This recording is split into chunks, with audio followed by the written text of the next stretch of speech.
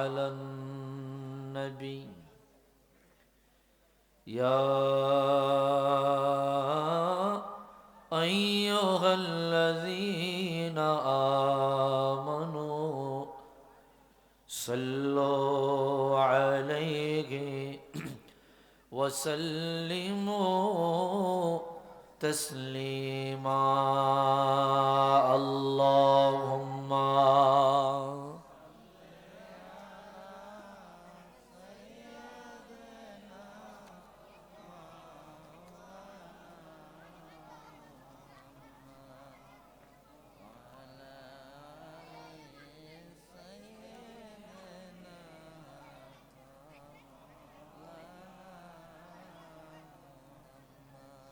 একটু মহব্বতে জবান খুলে দারাজ দিলে আওয়াজ দিয়ে এক সুরে এক তালে রাসূলুল্লাহর উপর দরুদ শরীফ পড়ে আল্লাহুম্মা সাল্লি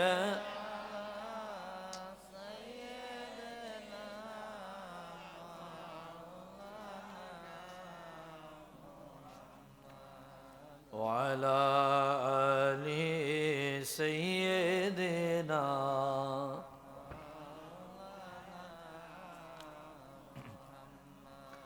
ওরে যাও রে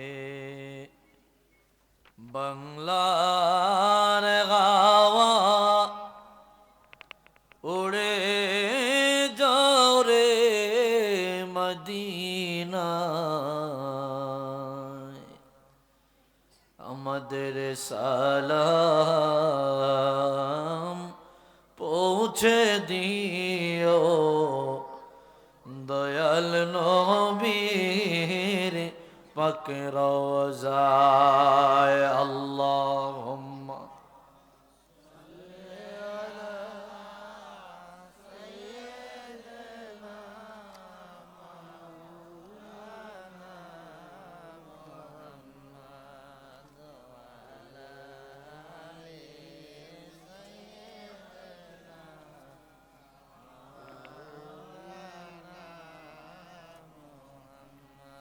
কবে যাব রোজায় আপনার সালাম দিতে আপনারে ধন্য কর মোদের জীবন দিয়ে আপনার দিদারে আল্লাহ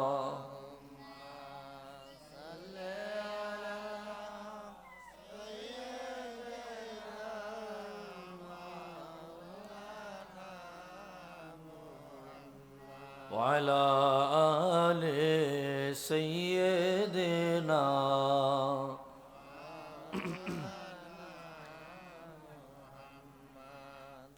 কি ভাই দরুদ শরীফ পড়তে খারাপ লাগে? কষ্ট হয় আপনাদের? কি দরুদ শরীফ পড়লে গুনাহ হয়? তো এতগুলো মানুষ একটু মহব্বতে যদি দরুদ শরীফ পড়তাম আওয়াজটা আরেকটু সুন্দর হইতো, ঠিক কিনা বলেন? আমরা মাঠে মানুষ যা আছি তার চাইতে কয়েক গুণ বেশি আছি বাইরে, কি কোন? কয়েক গুণ বেশি বাইরে না?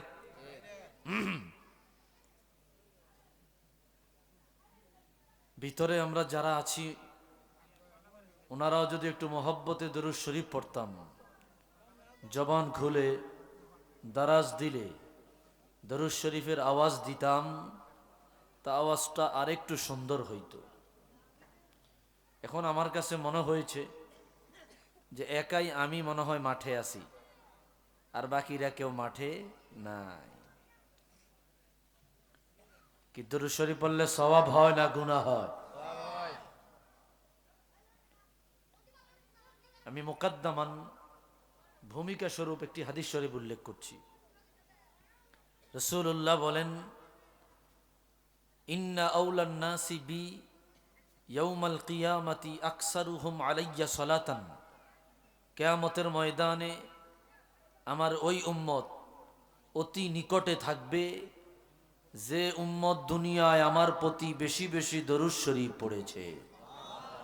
আর একটু জোরে বলি, জবান থাকলে জবান ব্যবহার করেন, এটা বন্ধ রাখেন না, ঝগড়াঝাটির জন্য তোলা রাখেন না। জবান আল্লাহ দিছে, আল্লাহর দেওয়া জবান দিয়া গালিগালাজ করা যায়, মিথ্যা কথা বলা যায়, গিবত শেখায়াত করা যায়, ঝগড়া করতে গিয়া গলা ভাঙ্গিয়া ওষুধ পর্যন্ত খায়, কিন্তু আল্লাহ রসুলের নাম নিতে লজ্জা লাগে। কি লাগে? লজ্জা লাগে।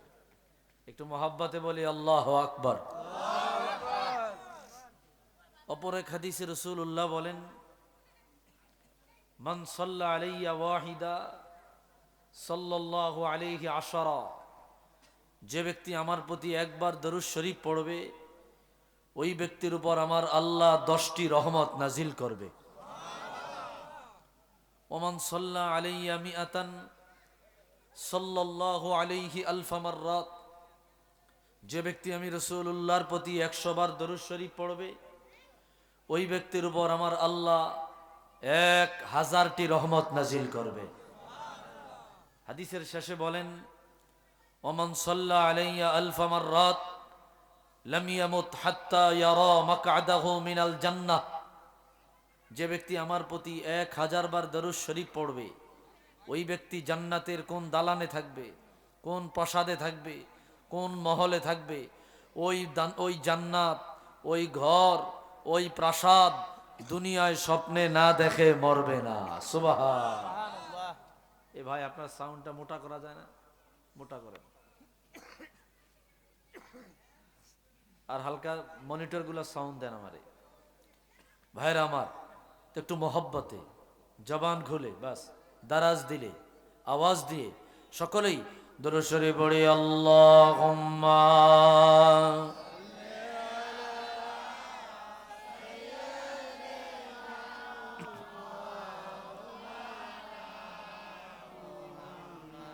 ওয়া আলা আলি সাইয়্যিদিনা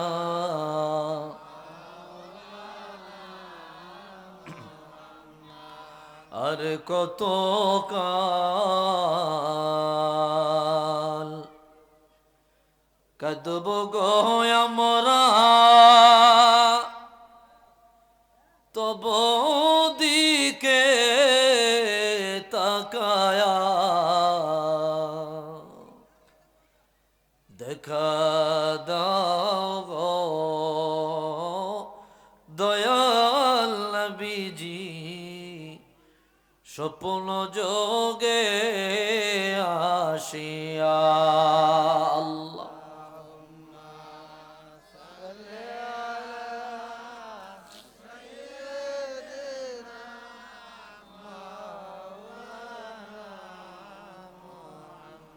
وعلى آل سيدنا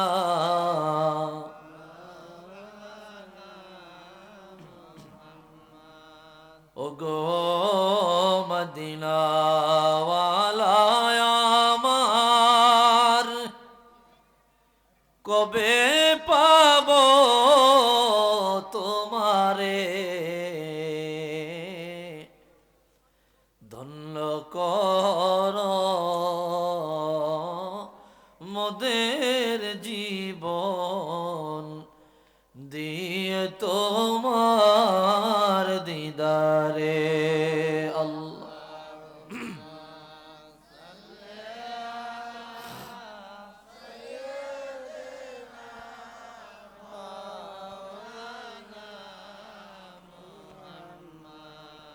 وعلى آل سيدنا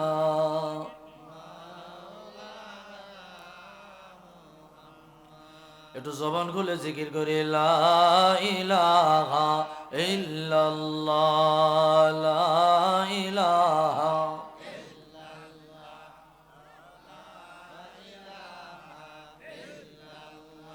ও লা ইলাহা ইল্লাল্লাহ, লা ইলাহা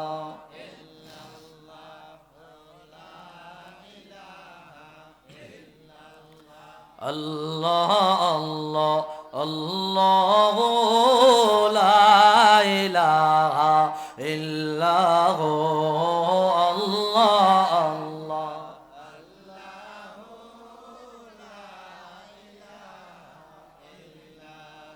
আপনি বিনে রোজ হাসরে তরাইবার কেউ নাই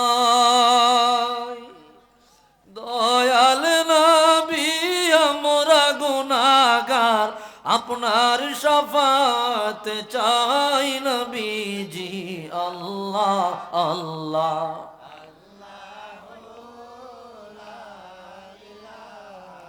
ইল্লাহ আল্লাহ আল্লাহ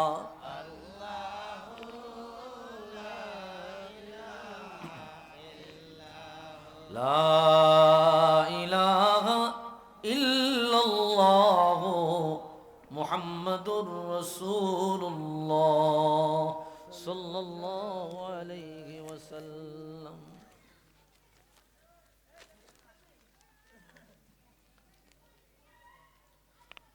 ভোলাকোট উত্তরপাড়া ইমাম হাসান হুসাইন রাদিয়াল্লাহু আনহুমা সংঘের উদ্যোগে 18তম বার্ষিক সুন্নি মহাসম্মেলনের মোহতারাম সভাপতি জনাব গোলাম মোস্তফা খান সাহেব, পেশ ইমাম, ভোলাকোট বাজার জামে মসজিদ। প্রধান মেহমান জনাব মোহাম্মদ ইদ্রিস মিয়া সাহেব, ভারপ্রাপ্ত চেয়ারম্যান 12 নং ভোলাকোট ইউনিয়ন পরিষদ। বিশেষ মেহমান জনাব মোহাম্মদ সওয়াব খান সাহেব, জনাব মোহাম্মদ সওয়াব মিয়া সাহেব। প্রধান অতিথি হাফেজ কারি মুফতি মোহাম্মদ গোলাম কিবরিয়া সাহেব, খতিবের হাট কাদিরিয়া তৈবিয়া জামে মসজিদ চট্টগ্রাম।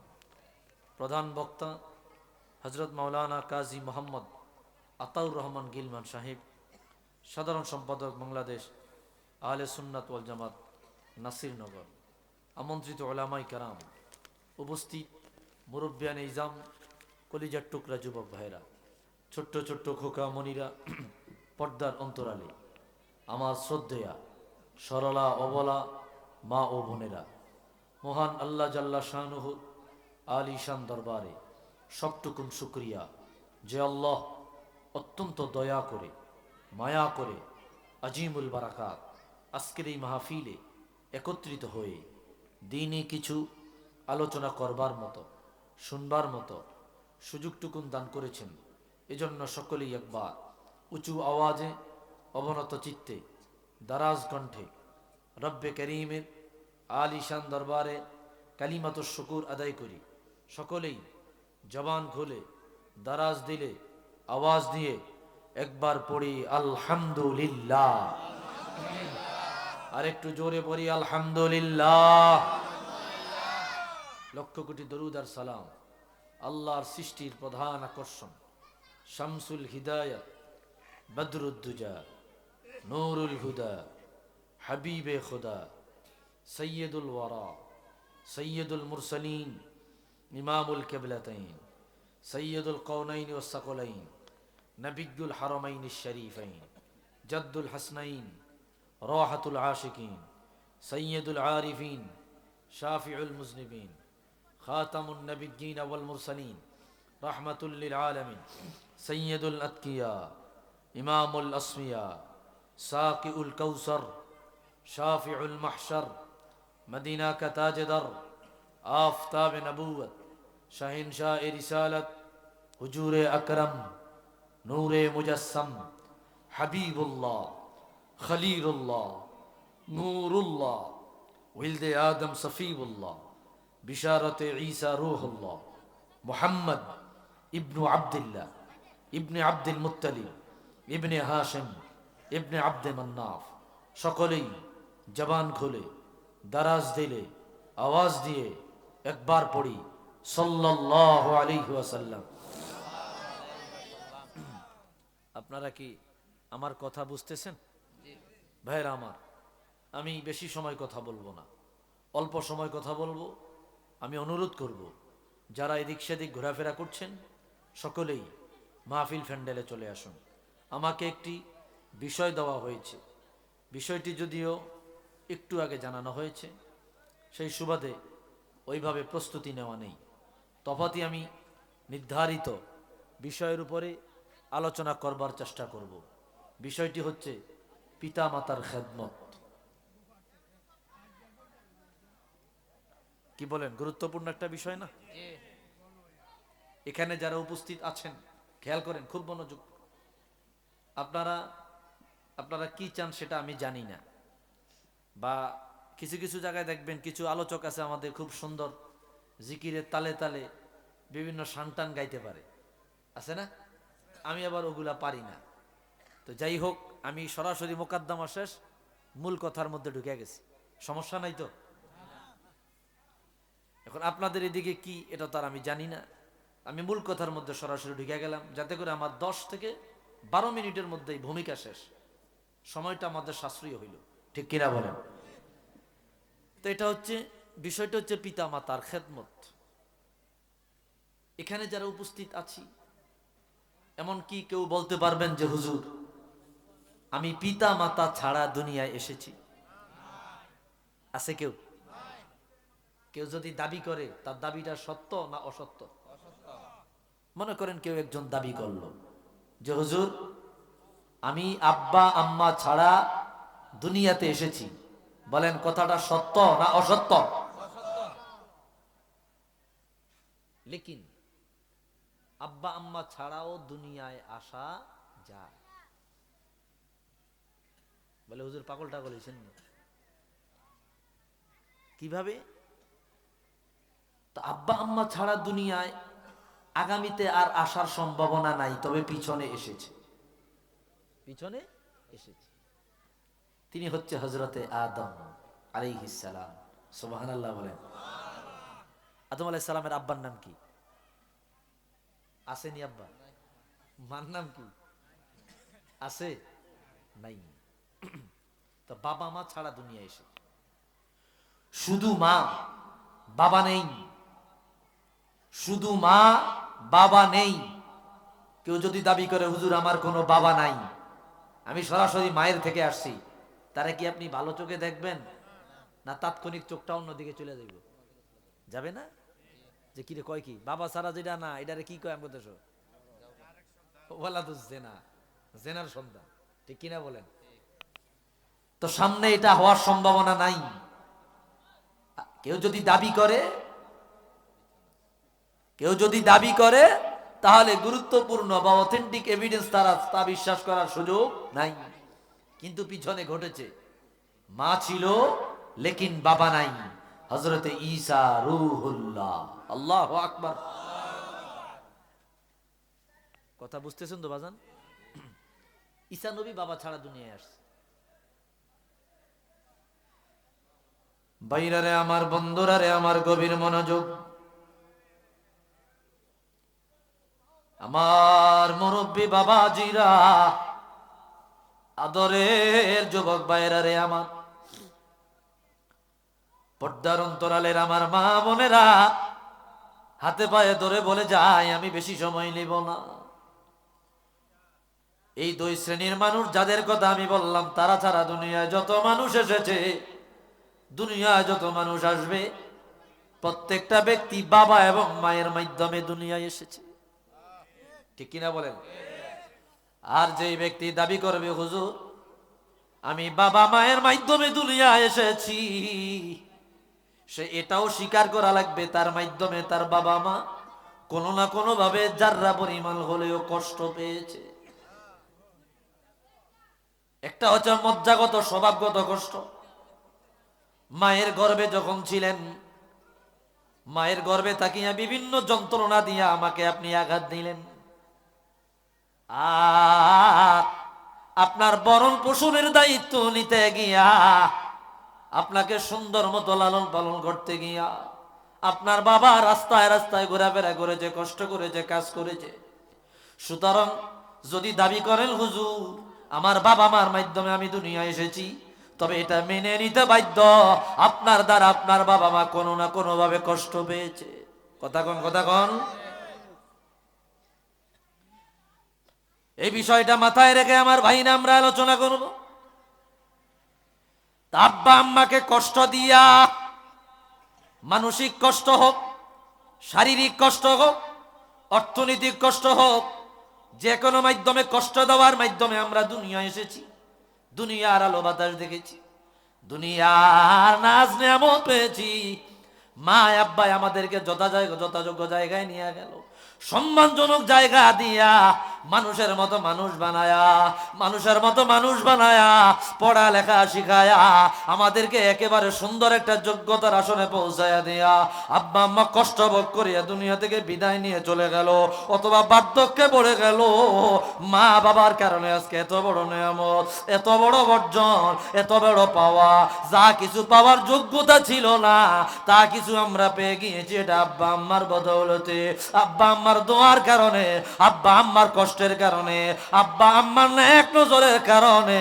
আব্বা আম্মা যদি নেক নজর না দিত রে, আজকের আমি আপনি, আমি আপনার জায়গায় থাকতাম না। একটু আওয়াজ দিয়া বলেন ঠিক কিনা? আমি আমার জায়গায়, আপনি আপনার জায়গায়। ভাইরা রে আমার, বন্ধুরা রে আমার, এজন্য কোরআনুল কারীমে আল্লাহ তাআলা বলে দিলেন, وَقَضَى رَبُّكَ أَلَّا تَعْبُدُوا إِلَّا إِيَّاهُ। মালিক বলে দিলেন, রে দুনিয়ার উম্মত, আমি আল্লাহ রাব্বুল আলামিন তোমাদেরকে দুইটা বিষয়ে আদেশ দিলাম। দুইটা বিষয়ে তোমাদেরকে আমি আল্লাহ আদেশ করলাম, নির্দেশ দিলাম, ওয়াজিব বানায়া দিলাম। এক নম্বরে, তোমরা আমি আল্লাহ ছাড়া অন্য কোন ইবাদত করবা না, বন্দেগি করবা না। ইবাদত যদি করতে হয়, বন্দেগি যদি করতে হয়, কাউকে যদি মালিক হিসাবে মেনে নিতে হয়, ইবাদতের যোগ্য যদি কাউকে মেনে নিতে হয়, দুনিয়ার জমিনে ইবাদতের যোগ্য আল্লাহ ছাড়া আমাদের আর কারোর কথা জানা নাই। কথা কন, ইবাদত হবে কার? জোরে কন। আল্লাহ বলে দিলেন, ওয়াকাদা রাব্বুকা আল্লা তা'বুদু ইল্লা ইয়্যা। তোমাদেরকে আদেশ করা হয়েছে, আদেশ করেছে তোমরা একমাত্র শুধুমাত্র আল্লাহর ইবাদত করবে। তা আল্লাহর ইবাদতের পরে আমার আল্লাহ দুই নম্বর নির্দেশ দিলেন, ওয়াবিল ওয়ালিদাইনি ইহসানা। মালিকের ইবাদতের পর দুই নম্বর যে আদেশটা তোমাদেরকে দেওয়া হলো, তোমরা তোমাদের মা বাবা, তোমাদের পিতা মাতা, তোমাদের আব্বা আম্মার সাথে ভালো আচরণ করবে, ন্যায় সঙ্গত আচরণ করবে, আব্বা আম্মার কথা মানিয়ে নিবা, আব্বা আম্মার কথা মতো চলবা, আব্বা আম্মাকে কষ্ট দিবা না, বাবা মায়ের নেক নজরে থাকবা, আব্বা আম্মার সাথে ভালো আচরণ করবা। এক নম্বরে আমি মালিকের ইবাদত, দুই নম্বরে আব্বা আম্মার সাথে ভালো আচরণ।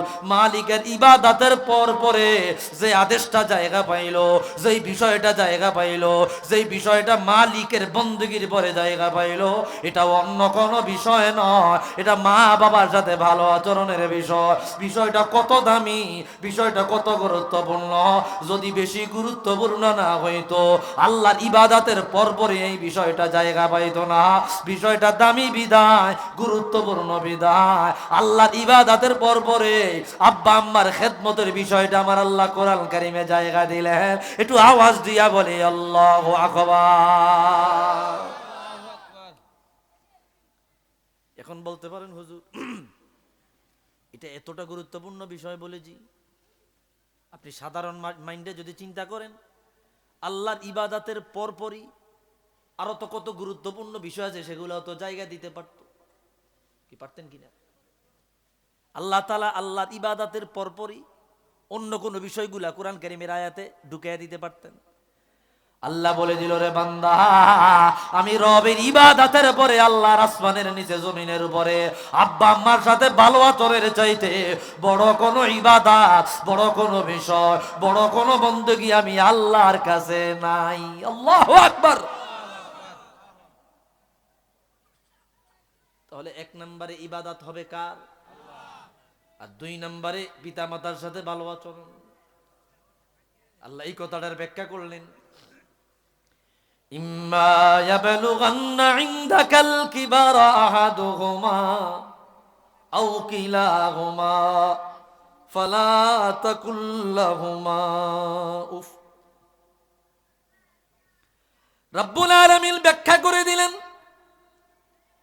রে দুনিয়ার উম্মাত, তোমাদের যাদের ঘরে মা বাবা আছে রে, যদি বাবা মা বৃদ্ধা হয়ে যায়, বার্ধক্যে পৌঁছে যায়, বুড়া হয়ে গেল, নিজের এদে খাইতে পারে না, রান্না বাড়ি করে খাইতে পারে না, বাজারে যাইতে পারে না, নিজের গোসল নিজে করতে পারে না, ভুলে যায়, পেশাব পায়খানায় যাইতে পারে না, দুইজন যদি ওই অবস্থায় পৌঁছে যায়, অথবা দুইজনের একজন মরে গেল আর একজন আছে, ইম্মা ইয়াবলুগুন্না ইনদাকাল কিবার, যদি বার্ধক্যে পৌঁছে যায়, বাজারে যাইতে পারে না, খাবার রান্না বাইরে খাইতে পারে না, নিজের কাপড় চোপড় ধুইতে পারে না, নিজে বাজারে গিয়ে পান কিনে আনতে পারে না, ওষুধ কিনতে পারে না, গোসল করতে পারে না, কাপড় চোপড় ধুইতে পারে না, আল্লাহ বলে, বান্দা আমি আল্লাহ ঘোষণা দিয়া দিলাম, ওই অবস্থায় যদি বাবা মা পৌঁছে যায়, তোমাদেরকে আমি বলে দিলাম, ফালা তাকুল্লাহুমা উফ, তাদের সমস্ত বিষয়গুলা নিজের মাথায় নিবা, নিজের কাঁধে নিয়ে নিবা, কাপড় চোপড় ধুইয়া দিবা, পেশাব পায়খানা পরিষ্কার করবা, ওষুধ কিনিয়া দিবা, রান্দা বানিয়া খাওয়াইবা, খেদমত সেবা করবা।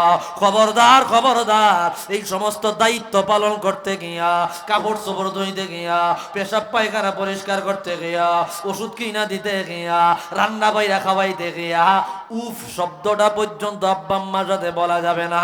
ধমক দেওয়া তো দূরের কথা, যদি উফ শব্দটা পর্যন্ত বলো, নিজের কষ্টে হোক, জিদের তাড়নায় হোক, রাগের তাড়নায় হোক, জিদের ধৈর্য হারা হইয়া ও শব্দটা যদি তোমরা তাদের ব্যাপারে বলো, আমি আল্লাহ তোমাদেরকে জাহান্নামের আসামি বানাবো। একটু আওয়াজ দিয়া বলি নাউজুবিল্লাহ।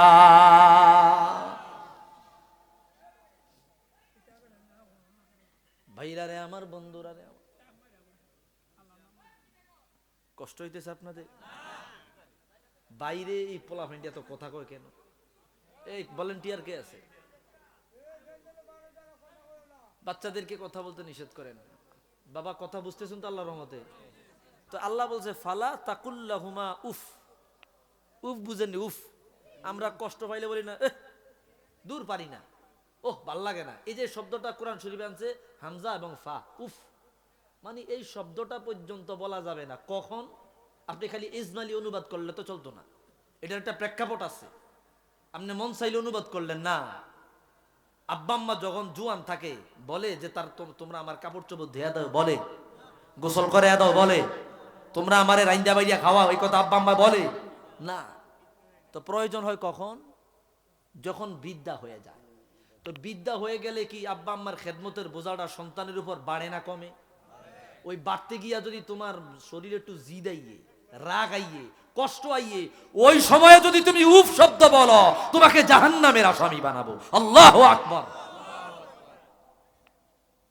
আমি বুঝাইতে পারি না মনে হয় কথাটা, বুঝছেন তো বিষয়টা? ভাইরা রে আমার, বন্ধুরা রে আমার, এরপরে রব্বুল আলামিন বলে দিলেন, ওয়ালা তানহারহুমা ওয়া কুল লাহুমা কওলান কারীমা। আব্বা আম্মা বুড়া হয়ে গেল, ঠিক মতো নামাজে দাঁড়াইতে পারে না, ঠিক মতো পেশাব পায়খানা ইস্তিনজায় যাইতে পারে না, ঠিক মতো রান্না বাড়ি করতে পারে না, নিজে বাজারে গেলে একটার কথা মনে পড়ে আর একটার কথা ভুলিয়া যায়। মাই বলল, বাবা রে বাজারে যাইতেছ, আমার জন্য এক বিড়া পা নাইনো। কি পা নাইনো? বাবাই বলল, বাবা আমার গ্যাস্ট্রিকের ট্যাবলেট নাই, ওষুধ আইনো। মাই বলল, মাজা ব্যথা, বাতের ব্যথা, এক পাতা ওষুধ আইনো। আপনি বাজারে গেলেন, বাজারে যাওয়ার পর নিজের জন্য সবই ক্রয় করলেন, স্ত্রীর জন্য কিনলেন, সন্তানের জন্য ক্রয় করলেন, সবার বাজার হইল রে। মা আব্বাই পানের কথা বলল, বাতের ট্যাবলেটের কথা বলল, আপনি আনতে মনে নাই, ভুলে গেলেন। কেন না, কেন না আপনার আব্বা আম্মার এই যে বলে দেওয়া কথাটা আপনি গুরুত্ব দেন না, ভ্রুক্ষেপ করেন না, গুরুত্ব দিয়া শুনেন না। সন্তানের কথাটা গুরুত্ব দিলেন, বুঝিয়া নিলেন। সুতরাং আপনি না আনার কারণে আল্লাহ কোরআন কারিমে বলল, ওয়ালা তানহারহুমা তারা কিছু চাইলে নিষেধ কইরো না। আপনি সরাসরি নিষেধ করবেন তো দূরের কথা, আব্বা আম্মা বলে দিল পান আনার জন্য, আপনি আনলেন না, বলে হুজুর আমার তো মনে আসিল না, কেন তো দেন না, এটাও নিষেধের তালিকায় পড়ে যাবে। সরাসরি মায় যদি কিছু চায়, আপনি যদি বলেন আমি পারবো না, এটা যেমন নিষেধ, আপনি মায়ের কথাটা গুরুত্ব না দিয়া বাজার থেকে পান আনতে ভুইলা গেলেন, এইটাও নিষেধের তালিকায় পড়ে যাবে। বুঝাইতে পারি নাই মনে হয়। সরাসরি বললেন মা আমার কাছে টাকা নাই, আনতে পারবো না, এটা একটা নরমাল নিষেধ। ওয়ালা তানহারহুমা, নিষেধ করা যাবে না। আর আপনি গেছেন সন্তানের জন্য কিনলেন, বিবির জন্য কিনলেন, কারণ সন্তান বিবির তুলনা মার মর্যাদা কি কম? মা বাবার দাম কি কম? বেশি না?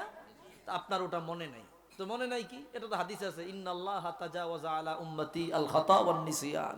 এই উম্মতের আল্লাহ তাআলা দুইটা গুনাহ মাফ করবে, এক হচ্ছে কি যেটা জোরে চাপায়া দেওয়া হয়েছে, আর যেটা ভুলে গেছে। মানে আপনি তো বলবেন হুজুর আমি ভুলে গেছি, না, আপনার স্ত্রী আপনার সন্তানের সামানের কথা মনে আছে, মার কথাটার মনে নাই, বুঝা গেল গুরুত্ব দেন না, এইটাও নিষেধের তালিকায় পড়বে। কোন নাউজুবিল্লাহ।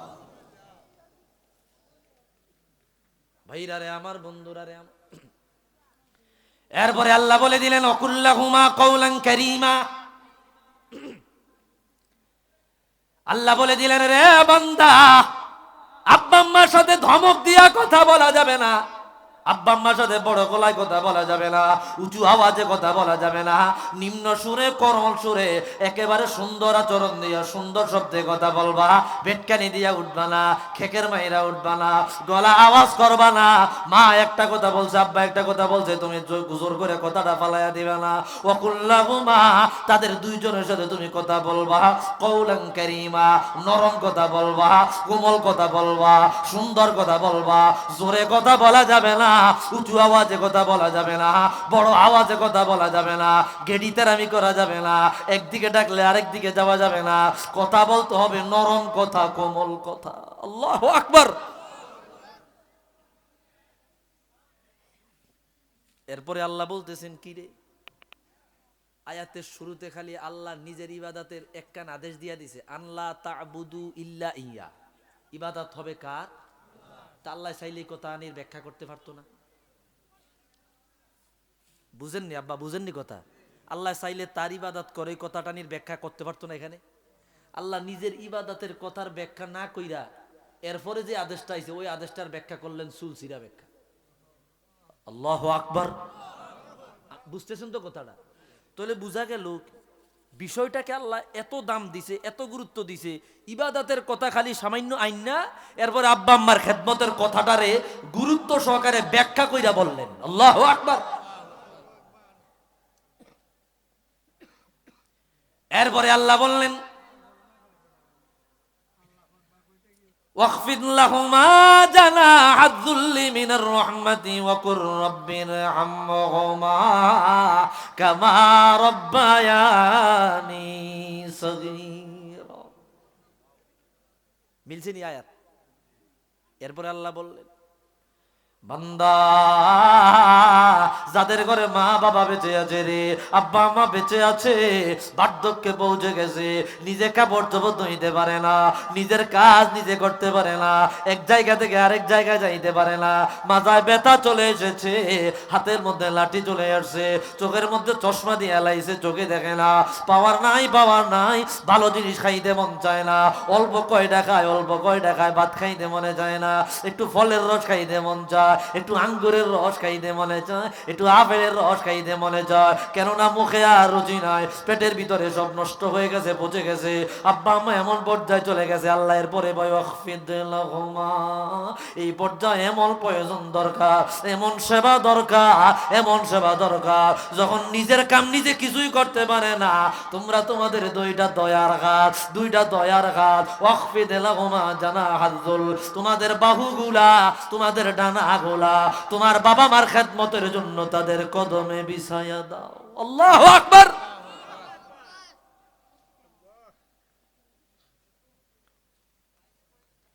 আমি আগেও বলেছি, যখন তাদের শক্তি ছিল তখন আপনাকে তারা বলে নাই, যখন তাদের শক্তি নাই আল্লাহ তখন বলতেছে ওয়াকফিদ লাহুমা জানাহাদ যুল্লি মিনার রাহমা। বলে হুজুর তা আব্বা আম্মার যখন শক্তি থাকবো তখন কি তাদের খেদমতের দায়িত্ব দরকার নাই? বলতে পারেন এটা আল্লাহ কি এখানে কথা বলছে যে তাদের খেদমত করবেন বৃদ্ধা বয়সে, জোয়ান বয়সে করবেন? এটা কি আল্লাহ এখানে বলছে? আমি আপনাদেরকে বুঝাইতে চাইতেছি, মা আব্বাই তো জোয়ান কালে আপনার থেকে খেদমত চায় নাই, চাইছে? কিন্তু আপনার উচিত কি? চাওয়ার আগেই তার খেদমতে আগায়া যাওয়া। কথা কোন ঠিক কিনা? আর যখন বার্ধক্য হয়ে গেল তখন দয়ার ঢানা, দয়ার বাহু, দয়ার হাতগুলা তাদের কদমের নিচে বিছায়া দাও। আল্লাহু আকবার।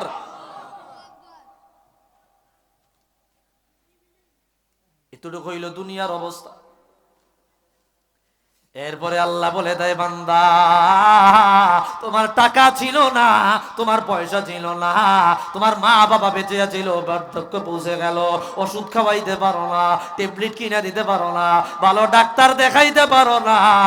মাই বাবাই বলেছে, বাবা রে আমার ভালো একটু ডাক্তারখানায় নিয়ে যাও। তুমি বললো, মা গো এক বেলা খাইতে পারি আর এক বেলায় খাইতে পারি না, আব্বা গো এক বেলায় খাবার পাই আর এক বেলায় খাবার পাই না, ভালো ডাক্তারের কাছে তোমাকে কেমনে নিয়ে যাব? মনে বড় চায় ভালো ডাক্তার দেখায় তোমার একটু চিকিৎসা করায়, কিন্তু অর্থনৈতিক অবস্থা ভালো না। আল্লাহ তাদেরকে বলতেছে, বান্দা আব্বা আম্মা ওই পর্যায়ে দুনিয়ার মায়া ত্যাগ করলো, তোমার অর্থনৈতিক অবস্থা ভালো ছিল না, তোমার শারীরিক অবস্থা নিয়ে খেদমত করলা, সেবা করলা, এখন যখন মায় মারা গেল রে, আব্বাই মারা গেল, তোমার অবস্থা ভালো হয়ে গেল, তুমি টাকা পয়সা কামাইতেছো, তুমি এইবার আল্লাহরে বললা, আল্লাহ মায় আব্বাই যখন ছিল তখন টাকা দিলা না, এক থুকমা আঙ্গুর কিনা খাওয়াইতে পারি নাই, 1 কেজি আপেল কিনা খাওয়াইতে পারি নাই, 1 কেজি মালটা কিনা খাওয়াইতে পারি নাই, এখন হাজার হাজার কেজি মালটা কিনা খাওয়ার ক্ষমতা আছে, আঙ্গুর কিনা খাওয়ার ক্ষমতা আছে, কিন্তু আমার মায় নাই, আব্বাই নাই। আল্লাহ কয়, ও বান্দা তোমার জন্য আমি আল্লাহ খেদমতের ব্যবস্থা রাখছি। বলে ব্যবস্থাটা কি আল্লাহ? বলে মার কবরের সামনে যাও, আব্বার কবরের সামনে যাও, 2 ফোঁটা চোখের পানি ফালায়া, 2 ফোঁটা চোখের পানি ফালায়া আব্বা আম্মার কবরের সামনে দাঁড়ায় তুমি বলবা, রব্বির হামহুমা কামা রব্বায়ানি সগীরা। পারেননি? দোয়াইটা পারেন? এরা কথা কয় না, বেতাল অবস্থা। এই ছোট্ট দোয়াইটা পারেন তো কথা বন্ধ রাখছেন কা? একটু মহব্বতে পড়েন, রব্বির হামহুমা কামা রব্বায়ানি। মায় যখন বাচ্চা ছিল, আব্বাই যখন বাচ্চা ছিল, 1 কেজি আপেল 1 কেজি আঙ্গুর কিনা খাওয়াইতে পারো না, ওই টাকা ছিল না। ভালো একটা ডাক্তার দেখাইতে পারো নাই, একটা ডাক্তারখানায় গেলে 4,000 5,000 10,000 টাকা লাগে যায়। কিন্তু মা আব্বাই মরে গেছে রে। এখানে অনেক মুরব্বী আছে, অনেক ভাইরা এখানে আছে যাদের এখন সন্তানেরা টাকা পয়সা কামায়, আছে না নাই? কিন্তু একটা সময় মাই ছিল, আব্বাই ছিল, টাকা পয়সা ছিল না। অনেকে বুক থাবায় আর বলে, মালিক যখন টাকা ছিল মায় বাবাই ছিল না, এখন টাকা আছে মায় আব্বাই নাই। কি আছে না নাই? এরকম বহু আছে। দেখবেন অনেকে বালিশ ভিজায়া ভিজায়া কান্দে, রাত্রে বেলায় কান্দে, মার কথা মনে পড়ে, আব্বার কথা মনে পড়ে, আর কিছু করার নাই। আল্লাহ কয় কিছু করার আছে, তুমি মায়ের কবরের সামনে যাও, আব্বার কবরের সামনে যাও, আব্বার কবরের সামনে গিয়া তুমি যদি বলো, রব্বির হামহুমা কামা রব্বায়ানি সগীরা। আল্লাহ কবরের জগতে আমার মা আমার আব্বা আমার মা বাবায় পড়ে আছে, জানি না দেখি না, আমার মা বাবাকে তুমি সেইভাবে লালন পালন করো যেইভাবে আমার মা বাবা আমার এই দুনিয়ায় লালন পালন করেছে। আল্লাহু আকবার। যেইভাবে আব্বা আম্মা আমাকে লালন পালন করেছে, যেইভাবে আমার বাবা মা আমাকে দুনিয়ায় লালন পালন করেছে, তার চাইতে উত্তম ভাবে তুমি তাদেরকে কবরে লালন পালন করো। সন্তান মা বাবার কবরের সামনে দাঁড়াইয়া বলা সাথে সাথে আল্লাহ তাআলা ওই দোয়া ফিরাইয়া দেয় না, আল্লাহ সাথে সাথে কবুল করে নেয়। ভাই আমার কথা বুঝে থাকলে বলেন, আমার কথা বুঝে থাকলে বলেন, কোন সন্তানের দোয়ার মাধ্যমে যদি আব্বা আম্মা জাহান্নাম থেকে জান্নাত পাওয়া যায়, ওই আব্বা আম্মার চাইতে বড় নেয়ামত আর কিছু হতে পারে?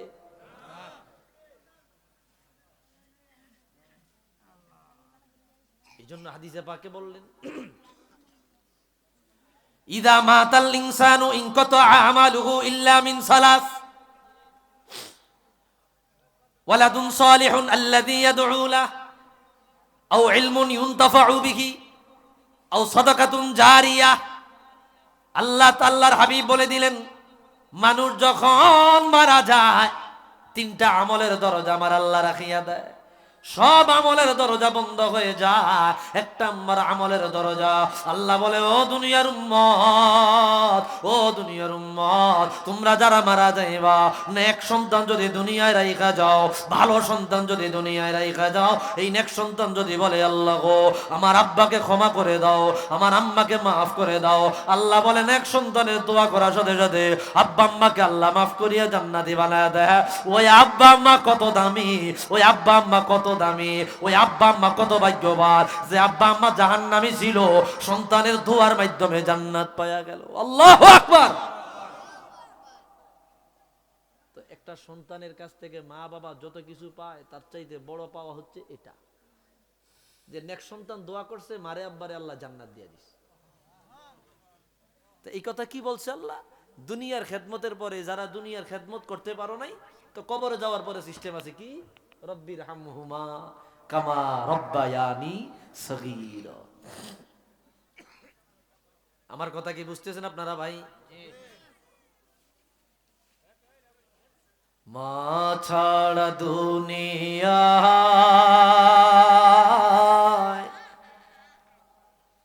আপন কে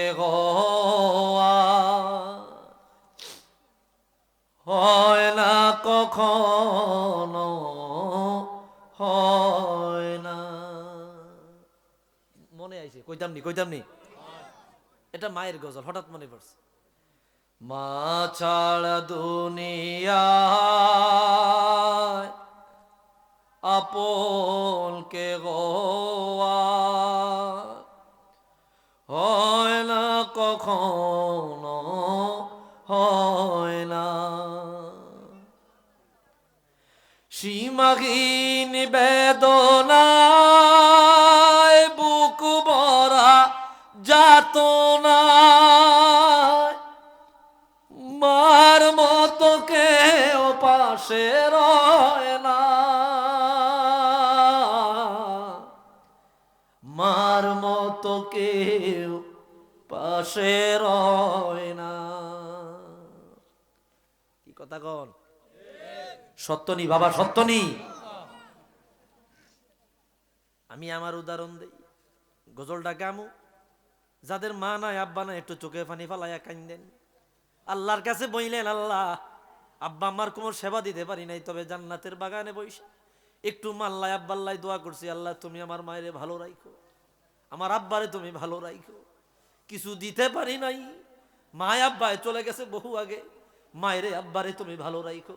এতটুক বললে আপনার জেল জরিমানা হবে না, টাকা পয়সা খরচ হবে না, আপনার সন্তানদের কাছে কালারিং হওয়া লাগবে না, বিবির কাছে কালারিং হওয়া লাগবে না। কমপক্ষে এতটুক আল্লাহ আব্বার জন্য আম্মার জন্য কই রে, চোখের পানি ফালায়া বললেন, আল্লাহ জান্নাতের বাগানে বসিলাম, আব্বা আম্মা বহুদিন হইল দুনিয়া থেকে বিদায় নিল, আব্বা আম্মারে তুমি কষ্ট দিও না, যন্ত্রণা দিও না, আব্বা আম্মারে তুমি ভালো রাখো, কবরে শান্তির ফায়সালা কইরো। এতটুক কথা বইলেন, আমি হাতে পায়ে ধরে বলে যায়, আমি নিজে সাক্ষী রে, আমি রাত্র 2টা 3টা 4টায় বাড়ি যায়, আমার বাড়ি গ্রামে, একেবারে গ্রামে, একেবারে গ্রামে। আমি যত দূরে মাহফিল করি আমি গ্রামে চলে যায়, একেবারে আঁকা বাঁকা পথ দিয়া, গ্রামের ভিতর দিয়া, জঙ্গল দিয়া, ক্ষেতের ভিতর দিয়ে আমি আমার বাড়িতে গিয়া উঠি। বাড়িতে গিয়া আমার স্ত্রী ঘুমায়, আমার মা ঘুমায়, দরজায় 2বার, 1বার 2বারের বেশি বাড়ি দিতে দেরি হয়, মায় কয় কে রে? এটা আমার নিজের প্রমাণ। 2বার বাড়ি দিলে মায় কয়, বাবা আইসো? বলে জি। বাবা আইসো? বলে জি। কথা বলতে দেরি হয়, 2 থেকে 3 সেকেন্ডের মধ্যে দরজাটা খুলতে দেরি হয় না। বিবিও তো ঘুমাইলো, বলে বিবি কি দরজা খোলে না? খোলে, কিন্তু আমি দেখছি ডাকটা আগে শুনে মায়। কে শুনে? জোরে কর না। বিবি অনেক সময় উঠতে চায় না, বাচ্চা আছে লগে, বাচ্চা থাকে, বাচ্চার ঘুম ভেঙে যাবে, অথবা অন্য কোনো সমস্যা থাকতে পারে, কিন্তু মায়ের 2 থেকে 3 সেকেন্ডের মধ্যে দরজা খুলিয়া দেয়। এই কথা বলল কবি, এই কথা বলল, মা ছাড়া দুনিয়া আপন কে হয় না কখনো,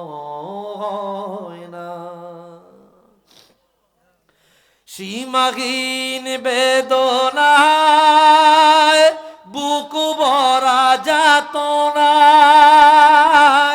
মার মতো কেউ পাশে রয় না,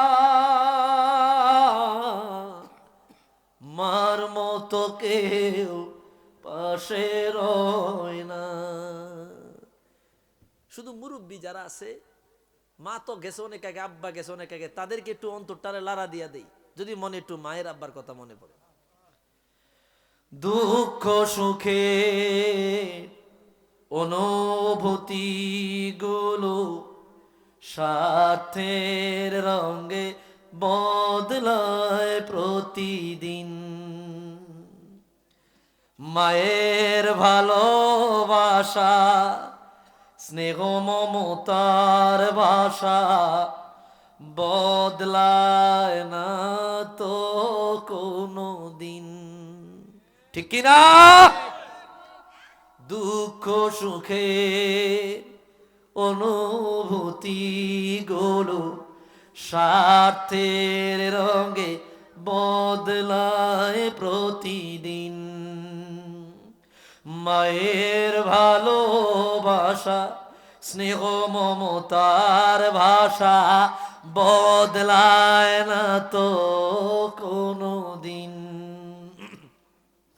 নিয়তির টানে কারাও বালে দুনিয়া ছেড়ে চলে যায় মা,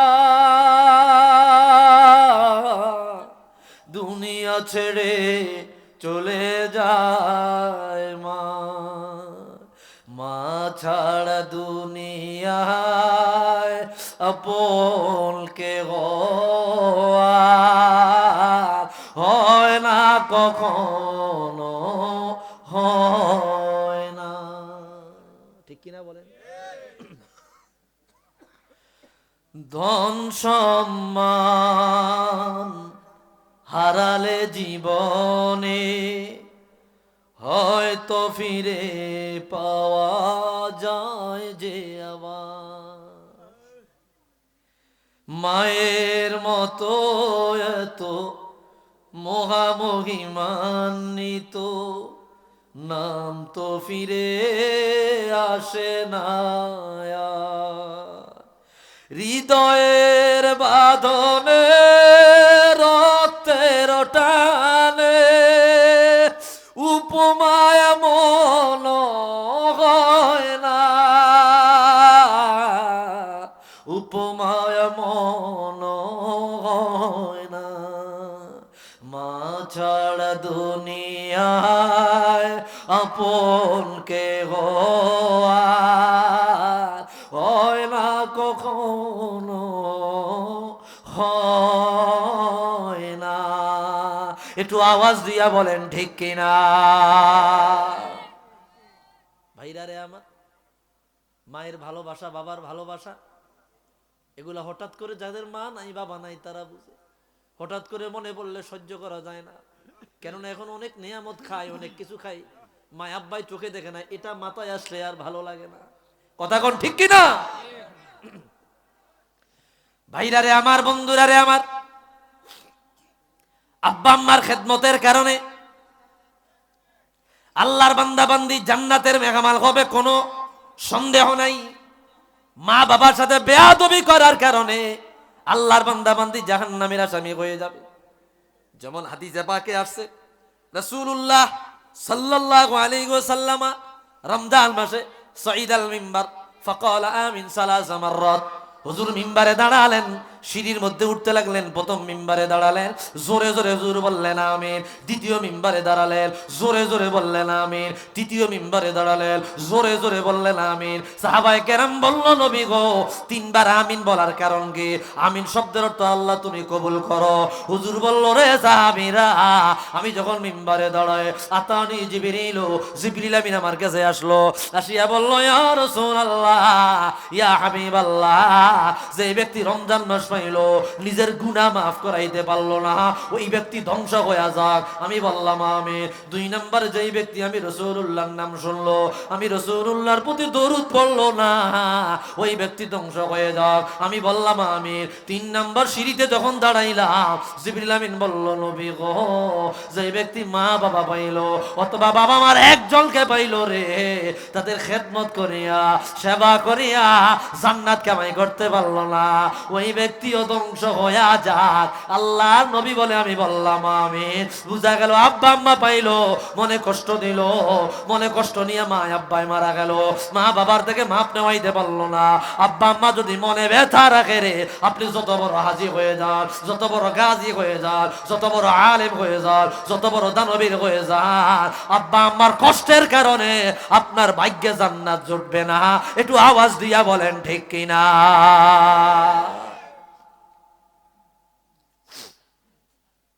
জান্নাত জুটবে না। মা বাবার সাথে কর্কশ আচরণ, খারাপ আচরণ, এমন কুলাঙ্গার সন্তান দেখছি রে, আব্বা আম্মার গায়ে পর্যন্ত হাত দিয়েছে, আছে না নাই?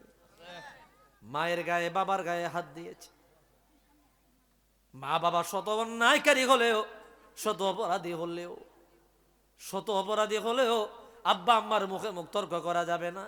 সত্যটা শুধু বলে দিবেন, মানলে মানবে, না মানলে নাই, হিসাব কার কাছে? কিন্তু মা বাবার সাথে খারাপ আচরণ করে, খারাপ আচরণ করে, গায়ে পর্যন্ত হাত দিয়েছে। আমি নিজে দেখেছি, বাবাকে ধরে উপরে ধরে নিচে ছাড়িয়ে আসার দিছে সন্তান, আমি দেখেছি। আর এখন আমি তারে এখনো দেখি, আমি তারে এখনো চিনি, ভালো মতো চিনি। তার অবস্থা এমন পর্যায়ে গেছে, খাইতে পারে না, টাকা নাই পয়সা নাই, লাতি উষ্টা খায়, যে দেখে সেই লাতি উষ্টা দেয়, এমন অবস্থায় চলে গেছে। এখনো পর্যন্ত বুড়া হয় না। বুড়া হইতে হইতে না জানি তার অবস্থা কত নিচে চলে যাবে। আমি ওই দিন বুঝেছি, এই লোকটার এই অবস্থা শুধুমাত্র বাবার সাথে বেয়াদবির কারণে। এটা তো সামান্য ফলাফল, বাকি ফলাফল এখনো বাকি আছে। দুনিয়াটা যদি এত ভয়ঙ্কর হয়, আখিরাতে কবরের আযাবটা কত ভয়ঙ্কর হবে। একটু আওয়াজ দিয়া বলেন ঠিক কিনা? ভাইরা রে আমার, বন্ধুরা রে আমার, যুবক ভাইরা, তোমাদের যাদের মা বাবা আছে, আমি বলে দিয়ে যাই, আব্বা আম্মার সাথে রাপ আচরণ কইরো না, মুখের মুখ তর্ক কইরো না, খারাপ কথা বইলো না। জায়গা জমিন নিয়ে দ্বন্দ্ব লাগছে, বেশি দিছি তো আরেকজন রে, কম দিছি তোমারে, তুমি চুপ করে থাকো। তোমারে যদি কম দিয়া থাকে, বেশি দেরি নাই, তোমার সন্তানের মাধ্যমে আল্লাহ তোমারে ডাবল দিব। কি কথা কন? এখানে মুরব্বী যারা আছেন, বুকে হাত দিয়ে বলতে পারবেন, আমিও বলতে পারবো, আমার বাপ দাদার কথা বলতে পারবো। 2 বেলা খাইতে পায় না ঠিক মতো, বলেন না? 2 বেলা খাইতে পায় না ঠিক মতো, এখন খাবার ফালায়া দেয় ব্যাংকে লক্ষ লক্ষ টাকা। মা বাবায় কষ্ট কইরা খাওয়াইছে, মা বাবায় ওই সময় ভালো মতো খাওয়াইতে পারে না, টাকা পয়সা ছিল না, ওই সময় গরিব ছিলেন। এখন আপনি বুড়া হয়েছেন, সন্তান দিয়ে আল্লাহ বড় লোক বানাইছে। কি কথা কন না? এখন আবার যে গরিব আছে, যার অবস্থা ভালো না, অচিরেই তার সন্তানদের মাধ্যমে আল্লাহ তার স্বাবলম্বী বানাবে। এ আমার ভাইরা, আব্বা আম্মা জুলুম করেছে, আপনাকে বুঝাইয়া দেয় না, ইনসাফ করে না, ন্যায় বিচার করে না। আপনি ধৈর্য ধরে বসে থাকেন, আপনার যখন প্রয়োজন হবে, এখন তো রথ আছে, রথ দিয়ে কামাইতে পারবে, যখন রথ পড়ে যাবে, যখন আপনার দরকার হবে, আল্লাহ ডাবল বুঝাইয়া দেবে। একটু আওয়াজ দিয়া বলেন ঠিক কিনা? আল্লাহ ডাবল বুঝাইয়া দিবে। তবে কোনোভাবেই আব্বা আম্মার সাথে এরকম রাপ আচরণ কইরেন না। ভাইরা রে আমার, বন্ধুরা রে আমার, একটি হাদিস আমি আপনাদের সামনে তুলে ধরছি, সহিহ মুসলিমের হাদিস। কানা তাইফাতান মিন বনি ইসরাইলের জামানা 3 বন্ধু সফরে বের হইল। সহিহ মুসলিমের হাদিস। সফর করতে করতে একটা মরুভূমিতে চলে আসলো। মরুভূমিতে আসার পর হঠাৎ করে তাকায় দেখে রে, বিশাল ঘূর্ণিঝড় শুরু হয়ে গেল। এখন মরুভূমিতে গাছপালা নাই, বাড়ি গাড়ি নাই, কোন জায়গায় গিয়ে আত্মগোপন করবে? দেখতেছে একটা পাহাড় দেখা যায়। আপনারা কি আমার ওয়াজ শুনবেন নি? একটা পাহাড় দেখা যায়। তারা চিন্তা করলো, চলো রে ওই পাহাড়ে গিয়ে আত্মগোপনে যাই, আমরা আত্মরক্ষা করি। পাহাড়ের ভিতরে চলে যায়। এত কঠিন ঘূর্ণিঝড়, বালুর ঘূর্ণিঝড়, যখন মরুভূমিতে ঘূর্ণিঝড় হয় বালুর পাহাড় হয়ে যায়, বালুর পাহাড় হয়ে যায়। যারা আরবে ছিলেন জানেন, বালুর পাহাড় হয়ে যায়, ঘরবাড়ি ঢেকে যায় যদি বালুর ঘূর্ণিঝড় হয়। পাহাড়ে তারা যখন আশ্রয় নিল, পাহাড়ের দুইটা মুখ, ওই মুখ দিয়া ঢুকে বের হয় এত বড় বড় ঘূর্ণিঝড়। ঘূর্ণিঝড়ের কারণে কোথায় থেকে বড় বড় তিনটা পাথর আসিয়া ওই পাহাড়ের মুখের উপরে পড়ে, পাহাড়ের মুখগুলা বন্ধ হয়ে যায়। 3 জনকে 30 জনের ঠেল্লা ওই পাথরগুলো সরানো সম্ভব নয়। একদিক দিয়া মরুভূমি, অন্যদিক দিয়া বাড়ি গাড়ি নাই, অন্যদিক দিয়া খাবার শেষ হয়ে গেলে মরা। তো কে কার ডাক শুনবে, কারে এখানে খুঁজা পাইবে? পাহাড় ঠেলতেছে, পাথর ঠেলতেছে, বের হয় না। 3 জনের একজন বলল, ভাই রে, এই পাহাড় থেকে আমাদের বাঁচার কোনো উপায় নাই, এই পাহাড় থেকে বাঁচানোর কোনো মানুষও নয়, তবে একটা বুদ্ধি তোমাদেরকে দেয়া যায়, ওই বুদ্ধিটা যদি পালন করা যায় আল্লাহ হয়তো আমাদেরকে নাজাত দেবে। বলে বুদ্ধিটা কি? বলে তোমাদের কারো যদি কোনো জীবনে ভালো আমল থাকে, যে আমলটা কেবলমাত্র আল্লাহর জন্য করেছো, দুনিয়ার কারো জন্য না, আল্লাহর জন্য করেছো, ওই আমলের ওসিলা দিয়া আল্লাহর কাছে যদি ক্ষমা চাওয়া যায়, আল্লাহ তাআলা আমাদেরকে চাইলে নাজাত দিতে পারে। আল্লাহু আকবার। 3 জন সিদ্ধান্ত বনিত হইল, বুদ্ধি ভালো। 3 জনে কয়, তোমার কোনো ভালো আমল আছে? কয় আছে। কয় তোমার কোনো আছে? কয় আছে। কয় তোমার কোনো আমল আছে? কয় আছে। তো 3 জনের আমল আছে। কার জন্য করছো? বলে আল্লাহর জন্য। সন্দেহ নাই? কয় না। 1 নম্বর জন বলল, মালিক, আমি একজন ধনী মানুষ, কামের লোক দিয়া, কাজের লোক দিয়া আমি আমার বাড়িতে কাজ করাইতাম। সকাল থেকে সন্ধ্যা পর্যন্ত কাজ করতো, সন্ধ্যায় প্রতিদান দিয়া দিতাম, তার উজরাত দিয়া দিতাম, তার পাওনা দিয়া দিতাম। এক লোক আমার বাড়িতে কাজ করলো, সন্ধ্যাবেলায় তার উজরাত দিলাম। সে বলল, ভাই টাকাটা আপনার কাছে রাখেন, আমি আমানত দিলাম। কেন? বলে আমার এখন টাকাটা প্রয়োজন নাই, যেদিন আমার প্রয়োজন হবে ওই দিন আমি আপনার কাছ থেকে টাকাটা নিয়ে যাব। লোকটা চিন্তা করছে হয়তো 2-3 দিন পরে আইসা নিয়ে যাইব।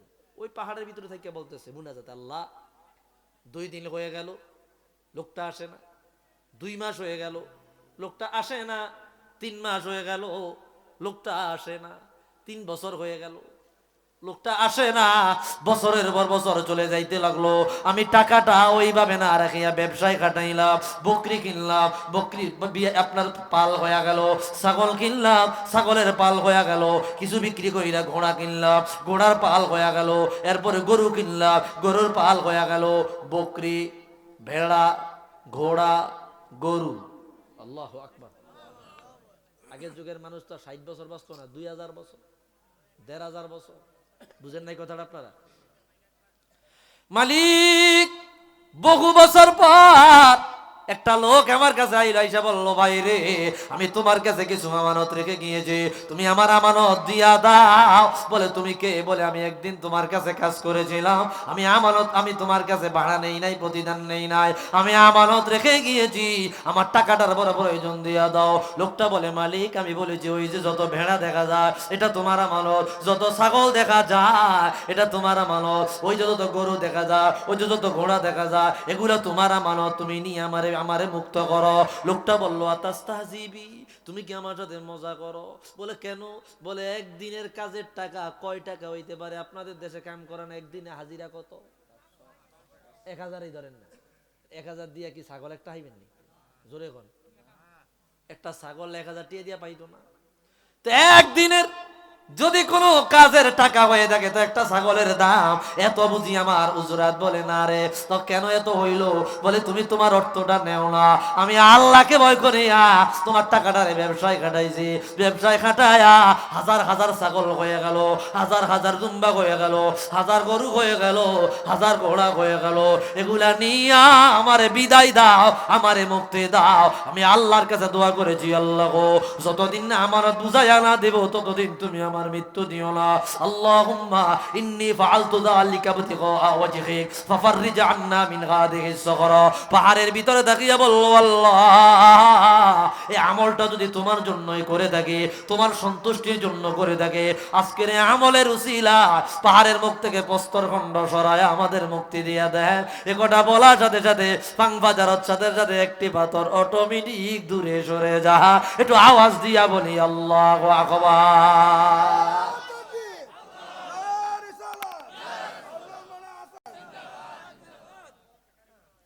সাথে সাথে একটা পাথর দূরে সরে যায়। লেকিন লা ইয়াস্তাতিউন আল খুরুজ, কিন্তু তারা বাইরে হইতে পারতেছে না। পাথরের মুখে পাথর পড়ছে কয়টা, সরছে কয়টা এখন, লেকিন লা ইয়াস্তাতিউন আল খুরুজ, তারা বের হতে পারছে না। তার মানে আরেকটা সরান লাগবে। ওনার দোয়া কবুল হয়ে গেছে। এবার বুঝা থাকলে বলেন, উনি যেই কাজ করছে এটা কি দোয়া কবুল হওয়ার মতো না না হওয়ার মতো? কোনো সন্দেহ আছে? তো দেখেন কি পরিমাণে আমলের পাওয়ার। আপনার আমলের পাওয়ার দেখেন, দোয়া কবুল হইতো না, সময় লাগতো না। এত দোয়া করি, সেজদাত উত্তিয়া হইয়া দোয়া করি, এরপর দোয়া কবুল হয় না, খাই হারাম হইব কেমনি? কি কথা কয় না? আরেকজনের পিছনে ঘুরা দেই, গালি গালাজ করি, মুখ অপবিত্র, গিবত শেখায়াত করি, শরীরের পোশাক অপবিত্র, নাফাক, যত রকম। তো এত অবস্থা লইয়া, এত নাফাক লইয়া সেজদাত উত্তিয়া থাকলে দোয়া করলে দোয়া কবুল হইব নি? ওতে দেখেন এক দোয়ায় কবুল কাম সারা। পাথর কি হ্যাঁ ঠেল্লা হরাইছে? পাথর উনি ঠেল্লা সরাইছে? দোয়ার পাওয়ার এবং যে ইবাদত করছে ওই ইবাদতটার খুলুসিয়ত কত বেশি ছিল। 2 নাম্বার লোকটা ডাক দিয়া বলল, আল্লাহ আমার একজন সুন্দর চাচাতো বোন ছিল, আমি তার প্রেমে পাগল ছিলাম। আমি তাকে বললাম তুমি আমার সাথে ব্যভিচারে লিপ্ত হও। সে বলল তুমি যদি আমার সঙ্গে বলি 100 দিনার যদি তুমি আমার আইনা দিতে পারো আমি তোমার সাথে ব্যভিচারে লিপ্ত। লোকটা বলল, আল্লাহ 100 দিনার সংরক্ষণ করিয়া আমি মহিলাকে আমার চাচাতো বোনটাকে নিয়ে গেলাম। যখন আমরা নির্জনে ফাইদা তাকাল্লা, নির্জনে চলে গেল। মহিলা নিচে শুইল, উপরতে দাঁড়ায় রইল পুরুষ। মহিলা বলল, আব্দুল্লাহ ও আল্লাহর বান্দা রে, ডানে তাকাও বলে তাকাইলাম, কাউকে দেখা যায় না। বলে বামে তাকাও, তাকাইলাম, কাউকে দেখা যায় বলে না। সামনে পিছনে তাকাইলাম, বলে কাউকে দেখা যায় বলে না। ফানজুর ইলাস সামা, ও আল্লাহর বান্দা একটু আসমানের দিকে তাকাও বলে তাকাইলাম, কাউকে দেখা যায় বলে আমার আল্লাহকে। আল্লাহু আকবার। কাকে দেখা যায় বলে আল্লাহ। আমার দিকে তাকায় রইল।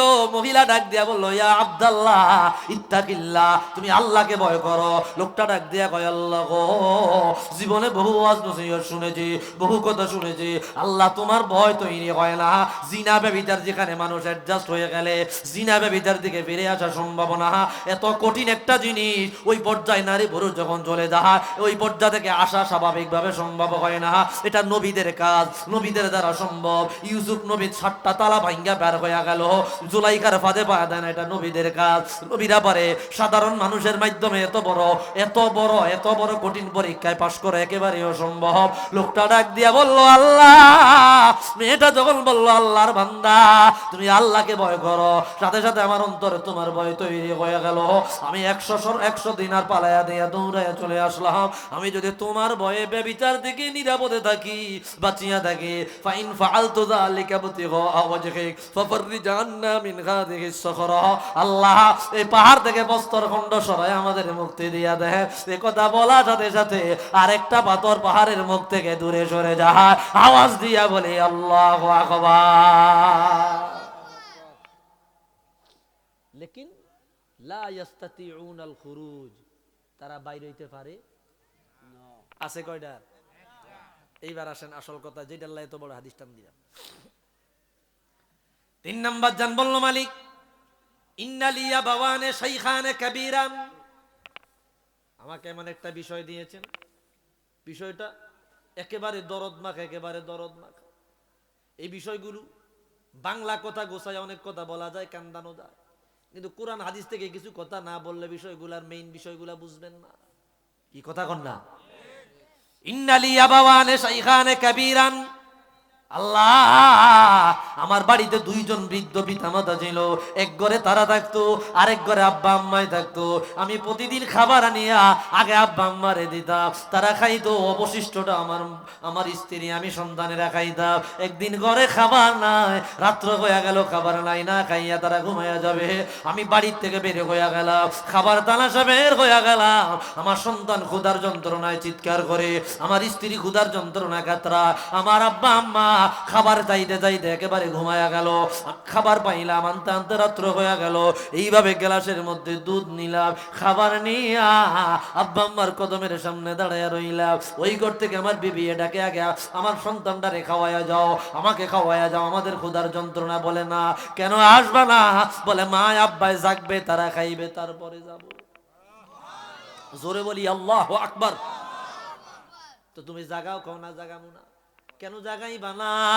বলে ফজর হইলে এমনিতেই জাগবে, ফজর পর্যন্ত মালিক দাঁড়ায়া রইলাম। আব্বা আম্মায় জাগলো, তারা খাইলো রে, তাদেরকে খাওয়ায়া আমার ঘরে সন্তান রে দিলাম, স্ত্রী রে দিলাম। আল্লাহ, ফা ইন ফাআলতু যালিকা বুতিগা ওয়াজহিক, যদি এতটুকু আমল তোমার জন্য করে থাকি, আল্লাহু আকবার, فإن فعلت ذلك ابتغاء وجهك ففرج عنا من هذه الصخرة। আল্লাহ, এতটুকু আমল যদি তোমার জন্য করে থাকি, এই প্রস্তর খণ্ড সরায় আমাদের মুক্তি দেন। এ কথা বলার সাথে সাথে 3 নম্বর প্রস্তর খণ্ড সরিয়া যায়, তারা পাহাড় থেকে অটোমেটিক ফি সাবিলিল্লাহ আল্লাহ নিরাপদে তাদেরকে বের করে দেয়। আব্বা আম্মার খেদমতের পাওয়ার যদি এত বেশি হয়, এত বেশি হয়, যারা আব্বা আম্মার সেবা করে, আব্বা আম্মার খেদমত করে, আমি বলে দিয়ে গেলাম, যত বড় বিপদে পড়ুক না কেন, এটা সাময়িকভাবে দেখা যাবে বিপদ, ওই বিপদের পিছনে আব্বা আম্মার খেদমতের কারণে তার জন্য বড় নিয়ামত অপেক্ষায় থাকবে। একটু আওয়াজ দিয়া বলেন ঠিক কিনা?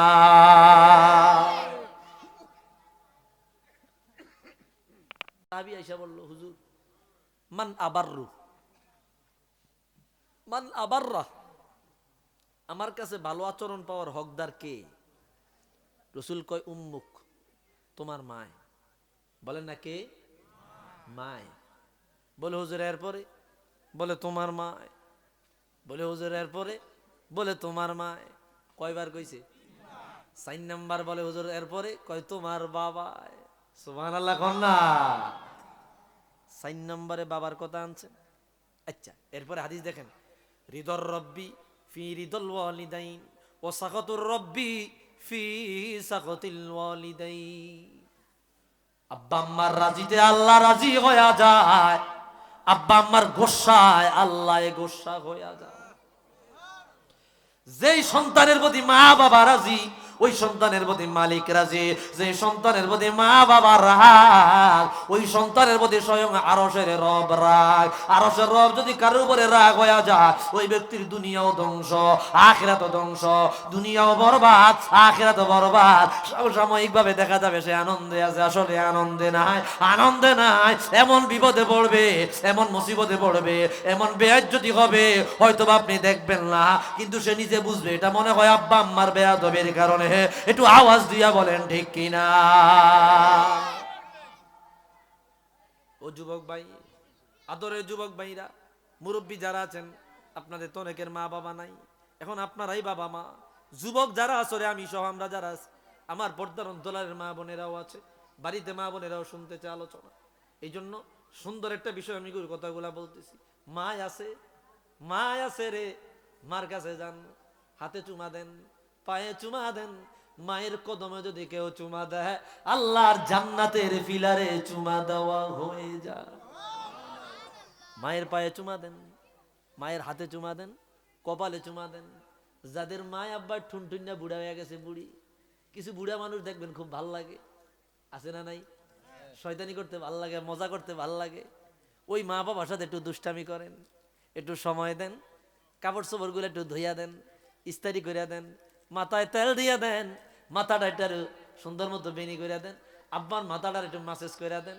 ভাই, লক্ষ টাকা দিয়া এই দোয়া আপনি পাইতেন না, যতটুকু দোয়া এই খেদমতের মাধ্যমে আপনি পাবেন। কথা কোন ঠিক কিনা? আমি সব কথাই বলবো ভাই, সব কথাই বলবো। এই জন্য আল্লাহ তাআলা মায়ের কথা আনছে আগে। আমাদের দেশে দেখবেন আমাদের মা বোনেরা আবার একটু কিন্তু কথা কিন্তু চোকাইলে বাইরে আইব, কোনো সমস্যা নাই তো, একটু তেসরা কথা বাইরে আইব না। আবার আমগো মা বইনে করে আল্লাহ তাআলা কত ইজ্জত দিস, কত ইজ্জত দিস, কত হুরমত দিস। জীবন্ত কবর দেওয়া হইতো, আরবে জীবন্ত কবর দেওয়া হইতো, একজনের বেশি দুইজন জন্ম নিলে। কিরে তোর গরমাই হয়েছে, দূর তুই কুফা। তো এই বেদ সহ্য করতো না, হাইরিয়া এই বাচ্চা নিয়ে জীবন্ত কি দিয়া দিত, কবর দিয়া দিত। এরকম এক সাহাবি এই জাহিলিয়াতে বাচ্চা জন্ম দিছে, কবর দিছে, সে ইসলাম ধর্ম গ্রহণ করছে। তো রসুল্লাহ দারিমি শরীফের হাদিস, তুমি কিভাবে তোমার বাচ্চাটা কবর দিছে একটু বলো তো। তো রসুল কাছে যখন সে বলতেছিল, তার চোখ দিয়ে পানি পড়তেছে, রসুল্লাহ চোখ দিয়ে পানি পড়ে দাড়ি ভিজা যাইতেছে। জীবন্ত কবর দেওয়া হইতো,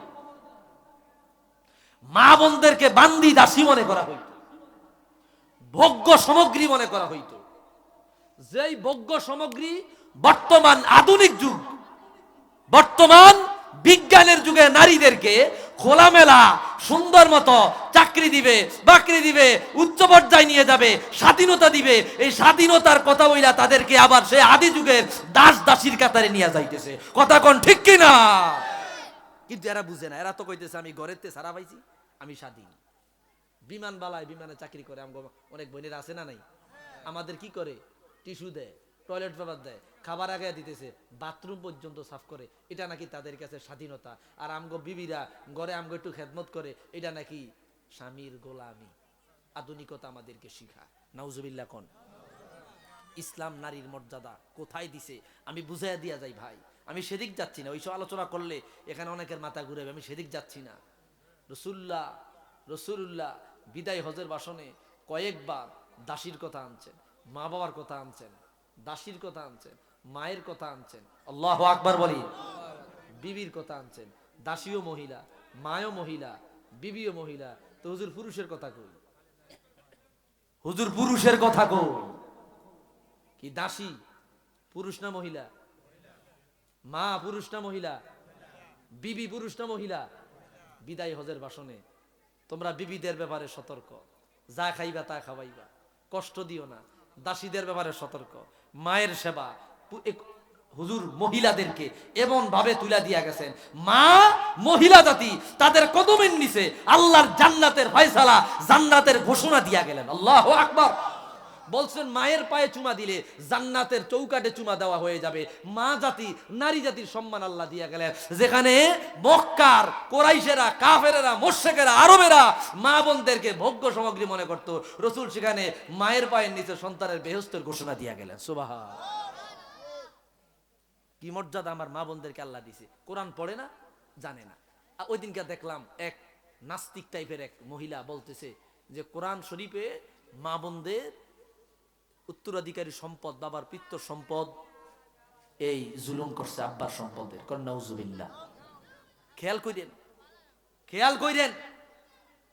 কোরআন শরীফে আছে ইউসিকুমুল্লাহু ফি আওলাদিকুম লিযযাকারি মিসলু হাজ্জিল উনসায়াইন।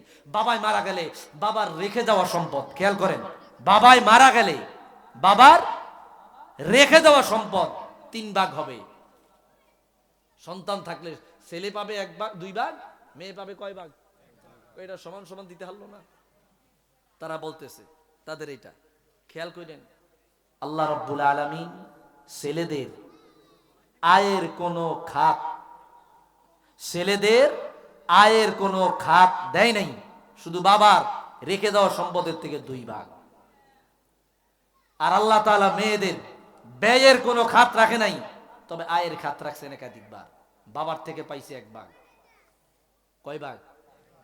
স্বামীর বাড়ি গেলে স্বামীর থেকে পায় 1 ভাগ, স্বামী মারা গেলে সন্তান থেকে পায়, স্বামী সন্তান ছেলে না থাকলে ভাইয়ের থেকে পায়। কথাটা বুঝেননি? তাহলে আল্লাহ তাআলা নারীদেরকে বিভিন্ন খাত থেকে তাদেরকে সম্পদ দিছে, লেকিন ব্যয়ের কোনো খাত দেয় নাই। তোমার যদি কোটি টাকাও থাকে তো তোমার দায়িত্ব তোমার বাবা, বাবা না থাকলে ভাই, ভাই না থাকলে স্বামী, স্বামী না থাকলে ছেলে। আচ্ছা কনসেন আমার আরামনের কাম করতে করতে দম যায়, কেউ কি 1 গ্লাস পানি দেয় না? হ্যাঁ, নিজেরটা নিজে কামাই করার লাগেনি।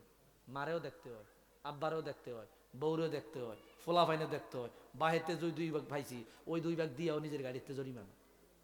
কি কথা কয় না? বুঝাইতে পারছি নি? তা আল্লাহ মা বোনদের কম দিছে না বেশি দিছে? তুমি বন্টনের নিয়ম জানো না, বন্টনের নিয়ম তুমি বাধ্য করো না, রাষ্ট্রীয়ভাবে বন্টনের নিয়মটা তুমি চাপাইয়া দাও না, এই জন্য পায় না। কথা এখন ঠিক কিনা? তুমি রাষ্ট্রীয়ভাবে বন্টনের নিয়ম দিয়া দাও, যে বাবার থেকে যেটা পাইবে বুঝিয়ে দাও, ভাই স্বামীর থেকে যেটা পাইবে বুঝিয়ে দাও। সুবহানাল্লাহ বলেন। মা বোনদেরকে আল্লাহ তাআলা এত মর্যাদা দান করছে, বিভিন্ন খাত থেকে তারা সম্পদ পায়, আর আমরা বাবার থেকে যেটা পাই ওটা খরচ করেও কি আরো ব্যয় করতে হয়। যাই হোক, আম্মাজিদেরকে এই কথাগুলা কেন বলতেছি, আজকে এই ইহুদি খ্রিস্টানদের ফাঁদের পা পড়ে তারা ইসলাম ও মুসলমানের যে বিষয়গুলো আছে এগুলোর প্রতি অনেকেই কলেজ ইউনিভার্সিটিতে পড়ালেখা কইরা আঙ্গুল তোলার চেষ্টা করতেছে। নাউজুবিল্লাহ। তুমি যদি মানো শরীয়ত, মানলেও শরীয়ত শরীয়তের জায়গায়, না মানলেও শরীয়ত শরীয়তের জায়গায়। তোমার মানা না মানার দ্বারা আল্লাহর কোরআনের যাররা পরিমাণ উপকার কিংবা ক্ষতি হবে না। আমার মতো নেসারি কোরআন শরীফ, আল্লাহর কোরআন সুন্নাহ মানলে কি আর না মানলে কি, কোরআন সুন্নাহর কোনো ক্ষতি আছে?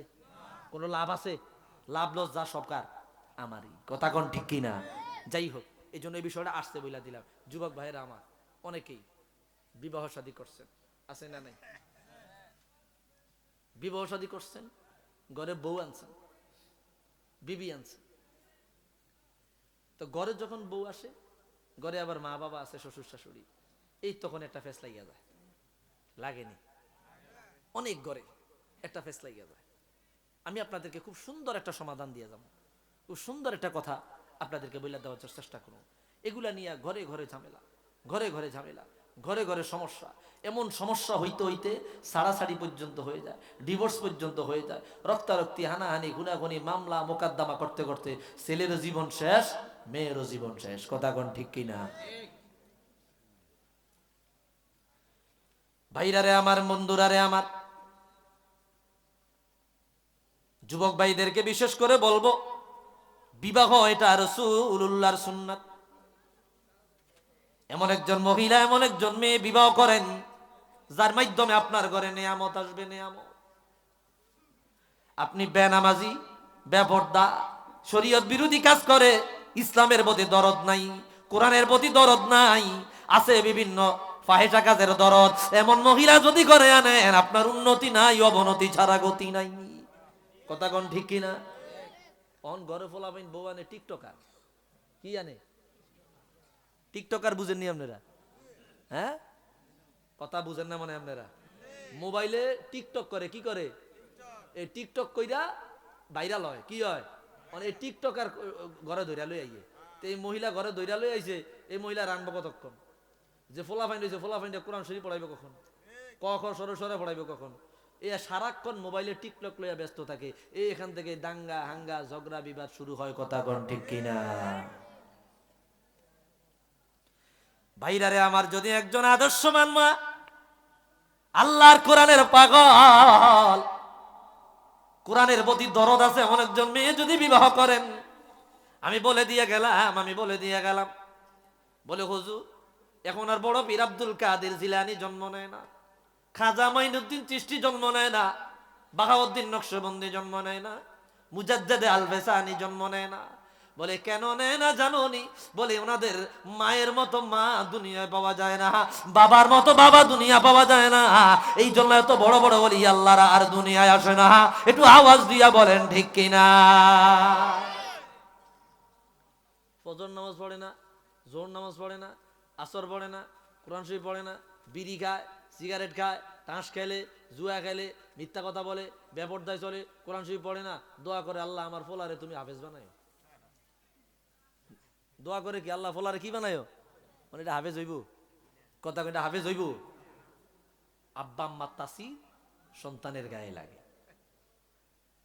ভাইরা আমার, একজন সৎ নেককার বিবি আল্লাহর কাছেও চাইবেন, বিবাহ করে আনবেন। আপনি যে সৎ নেককার স্ত্রী চাইলেন, আপনি কোন দরজার? আপনি কোন পর্যায়ের? আপনার অবস্থানটা কি? আপনি ফজর নামাজ পড়েন? আপনার অবস্থাটা কি? আমল আখলাক আপনার আছে? আমার নিজের চরিত্র যদি আবু জাহেলের মতো হয়, বউ কি আমি রাবেয়া বসরি ফামু? কি কথা কয় না?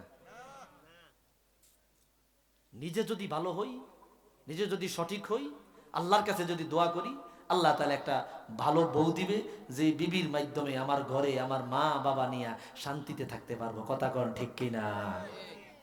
ভাইরা আমার, অনেক ভাইরা বিদেশে থাকেন, বিদেশে থাকে কষ্টে, রিজিকের অন্বেষণে থাকেন, এদিক দিয়ে বাড়িতে বিবি রাইখা যায়, বিভিন্নভাবে ঝগড়াঝাটি হইয়া সংসারের মধ্যে একটা ঝামেলা তৈরি হয়।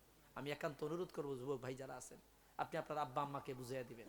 মুরব্বী যারা আছেন, আমার আদরের মুরব্বী বাবারা, আপনার একটা মেয়ে ছিল, আপনার মেয়েটাকে আপনি কষ্ট কইরা পালছেন, কষ্ট কইরা লালন পালন করছেন, আপনার মেয়েটাকে আপনি আদর যত্ন কইরা বড় করছেন, লক্ষ টাকা খরচ কইরা বিয়া দিছেন, আরেক ঘরে চলে গেছে, কথা কোন ঠিক কিনা? তা আপনি যেরকম আপনার মাইয়াটারে আরেক ঘরে দিছেন, আরেকজনে কিন্তু লাইল্লা ফাইল্লা আপনার ঘরে একটা মাইয়া দিছে, দিছেনি? আপনার মাইয়াটারে নিজের মাইয়া মনে করলেন, আরেকটারে যে কাজের বান্দি মনে করলেন, কাজের বুয়া। এগুলা কিন্তু জ্বলন্ত প্রমাণ, জ্বলন্ত প্রমাণ। নিজের মেয়েটাকে মেয়ে মনে করলেন, আরেকজনের মেয়েটাকে কি আপনি যে বান্দি দাসী মনে করলেন। তার কি কোনো খায়েশ আহ্লাদ নাই, সুখ শান্তি নাই? তার কি একটু মাথা ব্যথা নাই? তার অসুস্থতা নাই? সে একটু শুয়ে থাকলে আপনি বকাঝকা শুরু করেন, গালি গালা শুরু করেন। আপনার মাইয়া বেড়াইতো আয়া, আপনার মাইয়া ভাবির দোষ ত্রুটি তালাশ করে করে আপনার কাছে বলে, মাইয়ার কথা শুনে না বড়ুর উপরে আপনি অত্যাচার করেন। এরকম ময় মুরব্বী আছে না নাই? অভাব নাই। আমার মুরব্বী বাবা যারা আছেন, আপনার মাথাতে এটা রাখবেন বাবা, যে আমি আমার একটা মেয়ে পরের বাড়ি দিছি, পরের বাড়ি থেকে আমার একটা মেয়ে আনছি হুদবাদ। কি কথা কন না? আমি যদি আমার এই মেয়েটাকে বউটাকে ভালো মতো আচরণ করি, লালন পালন করি, আমি যদি তারে নিজের মেয়ের মতো দেখি, তারা যদি আমি বউয়ের মতো না দেখি, তারা যদি আমার নিজের আদরের মেয়ের মতো দেখি, এই মেয়ে আমার সেবা করব, যত্ন করব। আমি আপনাদেরকে বলে দিয়ে যাই, আপনি আপনার মেয়েটাকে বিয়া দিলেন, এই মেয়েটা আপনাকে দেখতে আসবে, আজকে আসবে, 1 বছর পরে আসবে, 2 বছর পরে আসবে, 12-13 বছর, 20 বছর পরে ফ্যামিলি যখন বড় হয়ে যাইব, তখন আসতে পারবে না সব সময়। আপনি বুড়ো হয়ে যাইবেন, বিছানায় থাকবেন, লড়তে চড়তে পারতেন না, তখন আপনার খেদমতের জন্য একজন মহিলা সব সময় দরকার, যে আপনার কিনারায় থাকবে, সে আর কেউ না, আপনার পুত্রবধূ। আপনি জোয়ান কালে তাকে যেমন আচরণ দিবেন, বুড়া কালে আপনি তার তাকে তেমন আচরণ পাইবেন। কথা কোন ঠিক কিনা? কিন্তু অনেক বোনেরা, অনেক বৌমারা, বিবিরা এটা মনে রাখবে যে আমার শাশুড় শাশুড়ি আমারে নিজের মেয়ের মতো মনে করেছে, নিজের মেয়ের মতো জেনেছে, কষ্ট দেয় না।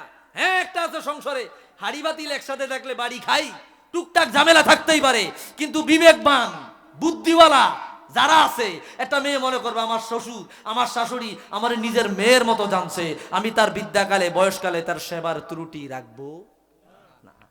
এটা আপনার এখন কি আচরণ তাকে দিচ্ছেন, ওই আচরণের ফলাফল আপনি আপনার বয়সকালে পাবেন। আমি কি কথা কি কাউকে কষ্ট দিয়েছি বাবা? এই বিষয়গুলো কিন্তু খুব সেন্সিটিভ বিষয়। একজনের কথা আরেকজনতে লাগায়েন না। বউ দোষ দেখলে বউরে কইেন। আর বৌমা যারা আছেন, আপনার শ্বশুর শাশুড়ি আপনার মা বাবা, আপনি যদি তাদের সাথে আঙ্গুল উঠায় কথা বলেন, মহির্মুখ কথা বলেন, তা আপনি মা বাবার দাম দিলেন কি? কথা কোন ঠিক কিনা? মায়া আব্বা আপনার একটা ডাক দিছে, আপনি এটা এত বড় কইরা মোবাইলে বিদেশে খবর পাঠিয়ে দিলেন, আর হ্যাঁ তো বিদেশে থেকে তেলে বেলে জ্বললে আগুন। কিউ মা, কিউ আব্বা, আপনি আমার বউরে কথা কইছেন, কি আছে না নাই? না, তাৎক্ষণিক জ্বলা যেত না, আগে বিষয় জানতে হইব। কি কথা কোন ঠিক কিনা? তো এই কথা, দেশের খবর বাইরে পাঠানো দরকার কি? এই যে সে যে বিদেশে আছে, সে যে বিদেশে আছে, দেশের কথা বাহিরে পাঠানোর দরকার কি? মিউচুয়াল হয়ে যাবেন, এগুলো সংশোধন সমাধান করে নেবেন, দেখবেন আল্লাহ শান্তি নাজিল করবে। ঝগড়া হবেই, বাকবিতণ্ড হবেই, কথার মধ্যে ব্যামিল হবেই, তবে এটা তাৎক্ষণিক যদি আমরা মিউচুয়াল করে নেই, যে মা কষ্ট নিচ্ছা, আব্বা আম্মা কষ্ট নিয়েন না, ভুলে একটা কথা বলে ফেলছি, কি এ থেকে শান্তি নাজিল হবে না? রহমত আসবে না? আর যদি ইগো দেখায় বসে থাকেন, না আমি তার কাছে যামুকা, সে কি আমার আব্বা আম্মানি, আপনি যদি বলেন না আমি তার কাছে বমুকা, সে কি আমার নিজের মাইয়ানি, তো ঝগড়া বাড়বো না কমবো? তো মাইজগান দিয়ে আমরা দুইজন, আমরা তো কয়দিন পরে মরে যাবেন। এই দুইজনের সিদ্ধত, স্বামী স্ত্রী সিদ্ধত, ঝগড়াঝাটি লাগবে, বাচ্চাগুলা সমস্যা হবে। এই বিষয়গুলা ভাই আপনারা ঘরের মধ্যে সমাধান করার চেষ্টা করবেন। মার আব্বার যথেষ্ট হক বুঝিয়ে দিবেন, স্ত্রীর হক বুঝিয়ে দিবেন, সন্তানের হক বুঝিয়ে দিবেন, ভাই বোনের হক বুঝিয়ে দিবেন, কোনোভাবে যাতে জুলুম না হয়। কি মনে থাকবে তো ইনশাআল্লাহ ভাই? এই জিনিসগুলা এইগুলা সমাজে এমন ব্যাপকভাবে ছয়লা বইছে, শুধু এই সংসারের এই ঝামেলাগুলা থেকে নিয়ে মামলা পর্যন্ত হয়ে যাইতেছে, কোর্ট কাছারিতে দৌড়াইতেছে, দৌড়াইতে দৌড়াইতে দৌড়াইতে দৌড়াইতে টাকা পয়সা পুলিশের খাওয়াইয়া শেষ, কোনো সমাধান নাই। কথা কোন ঠিক কিনা? এরকম বহু আছে। আর সংসারিক ঝামেলাগুলা মানুষকে এতটা পাগল বানায় দেয়, রোজ রুজি ইনকাম ধান্দা সব বন্ধ করে দেয়, তাৎক্ষণিক মাথার মধ্যে চিন্তা চলে আসে। সুতরাং এগুলার মাধ্যমে ভাই কোনো ভালো ফলাফল আসে না, বরং সংসারে গজব নাজিল হয়, অশান্তি নাজিল হয়। আল্লাহ আমাদের বুঝার তৌফিক দেখো না, আমিন। আব্বা আম্মারে কষ্ট দেওয়া যাবে না, আব্বা আম্মার কথার বাইরে চলা যাবে না। আব্বা আম্মা যদি একবার বদদুয়া দিয়ে কিছু বলে, হয়তোবা বলে না, আপনি মনে করতে পারেন মায়া ওইদিকে তো আমার রাগ করে একটা কথা কইয়া লাইছে, মনের থেকে যদি বইলা লাই ভাই এটা ঠেকানোর মতো কোনো শক্তি নাই। যেমন মুসলিম শরীফের হাদিস, সহি মুসলিমের মধ্যে আসছে, এই হাদিসটা বলবো, এই হাদিসটা বলার পরে আমি আস্তে আস্তে ইনশাল্লাহ বিদায় নিব, আমার আলোচনা আমি শেষ করব, কষ্ট হবে না তো ইনশাল্লাহ? এরপর আমাদের পরবর্তী আলোচক আছে, উনি আসবে, আলোচনা করবে। আমি এই হাদিসটা আপনাদেরকে বলে দিচ্ছি। বনি ইসরাইলের যুগে আল্লাহর এক ওয়ালি, এত বড় বুজুর্গ, এত বড় বুজুর্গ, যার নাম ছিল জুরাইজ। জুরাইজের কুড়ে ঘর, এক ঘরে তার মায় থাকতো, আরেক ঘরে সে থাকতো। নিজের ঘরে দাঁড়ায়া নামাজ রোজা আদায় করে। একদিন নামাজে দাঁড়ায়া গেল, মায় পরের রুমে, ওই রুমে অসুস্থ, হাঁটতে পারে না। মায় ডাক দিল, বাবা জুরাইজ। জুরাইজ নামাজে, জুরাইজ বলতেছে, আল্লাহ আমার মায় আমারে ডাকছে, আমি কি মায়ের ডাকে সাড়া দিব নাকি নামাজ কন্টিনিউ করে নামাজ শেষ করে ডাকে সাড়া দিব? মুসা নবীর আমলে সে নামাজের মধ্যেই থাক, নামাজ শেষ করি, এরপরে শেষ করে আমার কথায় সাড়া দিব। সে মা ভক্ত ছিল। মায় আবার ডাক দিল, বাবা জুরাইজ। ছেলেটা আবার বলল, আল্লাহ গো, মায় ডেকেছে, মায়ের ডাকে সাড়া দিব নাকি নামাজ পড়বো? সিদ্ধান্ত নিল নামাজ শেষ করে ডাকে সাড়া দিব। 3 বার ডাকলো মায়, 3 বার। 3 বার ডাকার পর মায়ের মনে কষ্ট চলে আসলো, মায় তো জানে না সে যে নামাজে। মায় বলল, আল্লাহ আমার সন্তান, আমি বড় ব্যথায় আছি, একটু ডেকেছি, আমার ডাকে সাড়া দেয় না। আমার সন্তান রে ব্যভিচারীর মুখ না দেখায়া তার মরণ দিও না। বদদোয়া করলো। মায় জানে সে অনেক বড় বুজুর্গ, তার ব্যভিচারিণী কোন মহিলার মুখ না দেখায়া তারে মরণ দিও না। দোয়া কবুল হয়ে গেছে। যাই হোক, ওই দিক দিয়া সেই জায়গায় এক বাগী মহিলা ছিল। বাগী, বাগী বুঝেন? বাগী মানে এই কি বলে, যারা দেহ ব্যবসা করে আর কি, বাগী। এই বাগী মহিলা, সে চিন্তা করলো, জোরাইজের মানুষ এত ভালোবাসে। কিছু মানুষ থাকে না, ওই যে মানে কোনো শত্রুতা নাই, এমবে দেখতে হারে না, আছে দেখবেন কোনো শত্রুতা নাই, দূরে আরে দেখতেই পারি না, কিল্লাই ভাই তোমার দেখা হয়েছে কয় না, তোমার টাকা পয়সা মারছে কয় না, তোমার লাগে কোনো ঝামেলা আছে কয় না, দেখতে পারো না, কই দিতাম না, কি আছে না না এরকম। অনেক মহিলা জোরাইজরে সহ্য করতে পারতেছে না। কেরে মানুষ এত ভালোবাসে, পানি ফোড়া নাই, তেল ফোড়া নাই, তার কাছ থেকে দোয়া নাই, আমি তারে বন্ড বানায় সারমু। এই মহিলা পাহাড়ের এক রাখালের সাথে ব্যভিচার করলেন, এটা সন্তান জন্ম নিল। 1 বছর পরে সন্তান নিয়ে এলাকার সালিশদার যারা ময় মুরব্বী তাদের কাছে আইসা বলল, তোমরা জোরাইজের এত ভালো মনে করো, জোরাইজ তত ভালো না। কেন? কই দেখো, সে আমার সাথে ব্যভিচার করছে, ব্যভিচারের কারণে এই সন্তান জন্ম দিছে। নাউজুবিল্লাহ। আগের যুগে কি ডিএনএ টেস্ট কোনো সিস্টেম আসিল?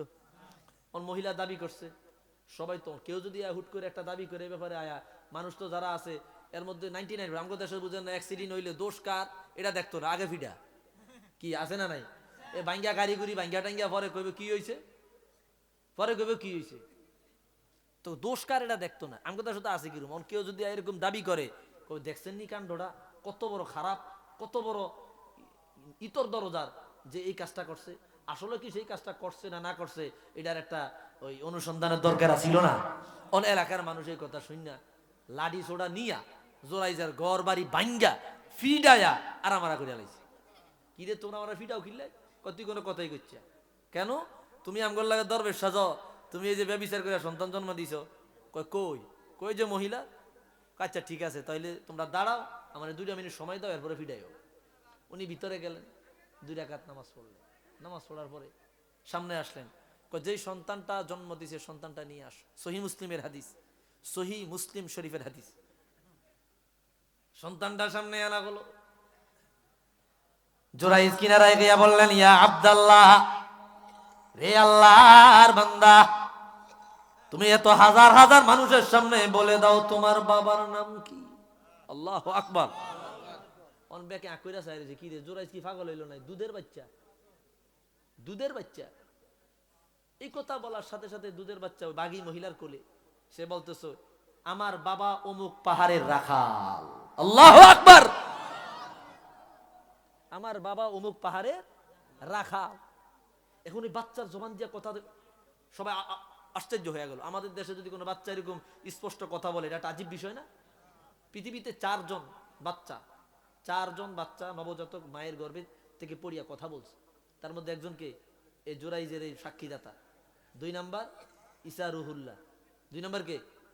ঈসা রুহুল্লাহ। ওই যে মারে মরিয়ম রে বিভিন্ন কথা বলছে, তখন মরিয়ম আলাইহিস সালাম আল্লাহ বলছে তুমি কোনো কথা কইও না, যা খেলা দেখার আমি দেখামু। সূরা মারিয়ামে আছে না? সূরা মারিয়ামে তো ঘটনা আছে। যখন তারা আসছে বাইতুল মুকাদ্দাস থেকে, কিরে মরিয়ম তুমি এই কাম কেমনে করলা? তোমার আব্বা একজন ভালো মানুষ ছিল। কলা ও আশারত ইলাই, তিনি কথা বলেন না, আল্লাহ নিষেধ করছে, তিনি ইশারা দিলেন। ওই যে দোলনার মধ্যে আছে হেরে জিগাও, পাগল ভাই শুনে আমরা রে, দোলনার বাচ্চা কথা কইবে কেমন? কয় যাও না, ইশারা দিয়ে যাও না। কাছে গেল, তখন ঈসা রুহুল্লাহ আঙ্গুল দিয়ে বলে কলা ইন্নী আবদুল্লাহ আতানিয়াল কিতাবা ওয়া জাআলানি নাবিয়্যা। এই ইহুদিরা, আমি আল্লাহর বান্দা, আল্লাহর রাসূল, আল্লাহ আমারে নবী বানায়া পাঠাইছে কিতাব দিয়া, আল্লাহ তাআলা আমাকে দুনিয়ার জমিনে পাঠাইছে। সুবহান। যখন ঈসা রুহুল্লাহ কথা কোন শুরু করছেন, এরা সব অবজবা খায়া গেছে। এই 2 নম্বর। 3 নম্বর কে? 3 নম্বর হযরত ইউসুফ আলাইহিস সালামের সাক্ষী। জানেন? আপনারা জানেন এটা? ইউসুফ আলাইহিস সালামের জুলাইখা যে অপবাদ দিছিল যে আপনার আজিজে মিশরে বলছিল আপনার সহধর্মিণীর সাথে ইউসুফ কুকর্ম করতে চাইছে, তখন তো ইউসুফ আলাইহিস সালামরে শাস্তি দেওয়ার জন্য নেওয়া হয়েছিল। ইউসুফ আলাইহিস সালাম বলল আমার কিন্তু একজন সাক্ষী আছে। বলে কি সাক্ষী? বলে বাচ্চা আনা হলো। ওই বাচ্চা কি সাক্ষী দিবে? আপনি আনেন। আনছে। বাচ্চা বলছে যে ওই কোরআন শরীফে আছে না একটা, মনে আইতেছে না আপনার, ইউসুফের জামার পিছন দিয়া যদি জামা সিরা থাকে, বাচ্চা বলতেছে, হ্যাঁ পিছনে দিয়া যদি সিরা থাকে তাহলে জুলেখা দোষী, আর যদি ইউসুফের জামার সামনে দিয়া সিরা থাকে তাহলে ইউসুফ দোষী। কারণ সামনে দিয়া সিরা থাকলে হয়তোবা জোর করছে, জুলাইখা টান দিছে, সামনে দিয়া সিরা গেছে। আর যদি পিছনে দিয়া সিরা থাকে তাহলে ইউসুফ দৌড় দিছে ধরনের লাগিয়া, জামার টান দিছে, আসলেই তাকায় দেখে ইউসুফ আলাইহিস সালামের জামার পিছন দিক দিয়া সিরা, তাহলে সাক্ষী অনুযায়ী জুলেখা দোষী। এই 3 নম্বর। আর 4 নম্বর হইল আসহাবে উখদুদ। কোরআন শরীফে আছে কুতিলা আসহাবুল উখদুদ আন-নারি যাতিল ওয়াকুদ ইযহুম আলাইহা কুউদ ওয়া হুম আলা মা ইয়াফালুনা বিল মুমিনিনা শুহুদ।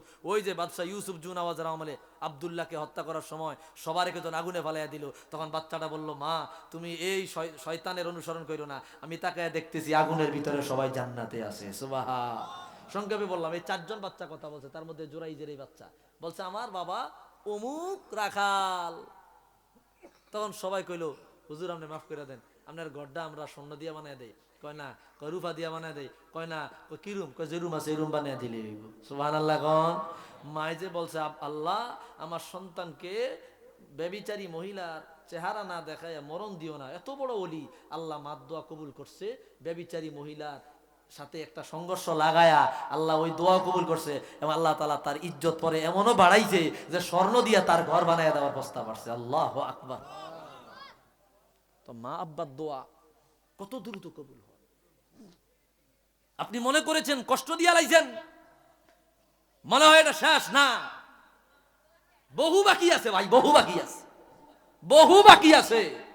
আপনি এখন পাইতেন না, আপনার সন্তান দিয়ে আপনি তার আচরণ পাইবেন। আজকে শিক্ষিত সমাজ অনার্স মাস্টার্স কমপ্লিট করছে, এমবিবিএস ডাক্তার হইছে, ইঞ্জিনিয়ার হইছে, বড় ব্যারিস্টার হইছে, জজ হইছে, ইউরোপ আমেরিকাতে সেটেল হয়ে গেছে। আব্বা আম্মা নিজের বাড়িতে বুড়া মানুষ, নিজে পাক কইরা খাইতে পারে না, বাধ্য হইয়া বৃদ্ধাশ্রমে আশ্রয় নিছে। কি কথা কয় না? বৃদ্ধাশ্রমে আশ্রয়। পত্র পত্রিকা দেখেন, খবর টেলিভিশন দেখেন, ইউনিভার্সিটির লেকচারার। কেউ আপনি এখানে কেন? সন্তানরা ইউনিভার্সিটির লেকচারার। তাদের কাছে থাকি না মানে যাই না, নেয় না। তো ঘরে ভালো লাগে না, একা একা, মায় নাই, স্ত্রী নাই, মারা গেছে, অথবা স্ত্রী আছে স্বামী নাই, মারা গেছে, একা কি করব, এই জন্য বৃদ্ধাশ্রমে চলে আসছে। কত বড় পড়া কপাল। সুতরাং আপনি যে আরামে সন্তান সন্ততি নিয়া, বিবি নিয়া ভালো ভালো লাইফ কাটাইতেছেন ইউরোপ আমেরিকা, অপেক্ষা করেন, আপনার সময়ও আসবে। কথা কোন ঠিক কিনা? আরে মিয়া, মায়েরে লইয়া আব্বারে লইয়া একসাথে বসবাস করার মধ্যে যে শান্তি, তুমি কি বুঝবা? দাদা দাদির কাছে নাতিরা নাতনিরা কত আনন্দে থাকে, সব শেষ। এই আধুনিকতার সয়লাভ যেখানে যেখানে পড়ছে, সব শেষ। যুবক ভাইদের জন্য এই অনুরোধ করবো, ভাই যেখানে যাবেন মায়েরে নিয়ে যাবেন, আব্বারে নিয়ে যাইবেন। আপনি নিতে পারেন না, সমস্যা দেখা দিছে, আপনার আরেক ভাই আছে, কমপক্ষে তাকে দায়িত্ব বুঝিয়ে দিবেন, খরচ পাঠাইবেন। আব্বা আম্মার খেদমত থেকে কোনোভাবে কার্পণ্যতা করবেন না, পিছু হাঁটবেন না, নইলে এই নজিরা কিন্তু পরবর্তীতে আপনার দেখা লাগবে। আল্লাহ আমাদের মাফ করুক না, আমিন। এই বিপদ থেকে আল্লাহ আমাদের হেফাজত করুক, বলি আমিন। আব্বা আম্মা ফালায়া দেওয়ার বিষয় না, আগলায়া রাখার বিষয়। মা বাবা ফালায়া দেওয়ার বিষয় না। এগুলা নিয়ে ফেতনা, এই জন্য বিষয়টা নিলাম, যাতে করে আমাদের যাররা পরিমাণও কি হয়, সংশোধন হয়, হুঁশিয়ারি হয়। আল্লাহ তাআলা আমাদের যাদের মা বাবা আছে আর তাদের হায়াতে বরকত দান করুক, পড়ি আমিন। এটা দরুদ শরীফ পড়ি, আল্লাহুম্মা সাল্লি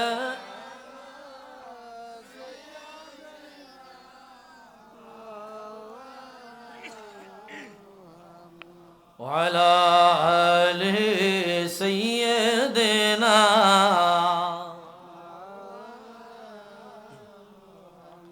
আল্লাহুম্মা সাল্লি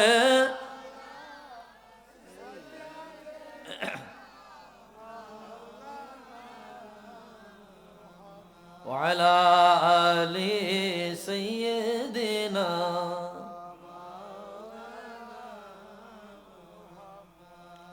আমার যুবক ভাই, আমি কি আপনাদেরকে কষ্ট দিছি ভাই?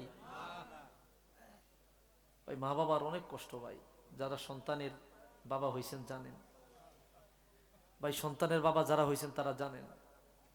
বিশেষ করে মার, আব্বা আমার কষ্ট তো বুঝি নাই।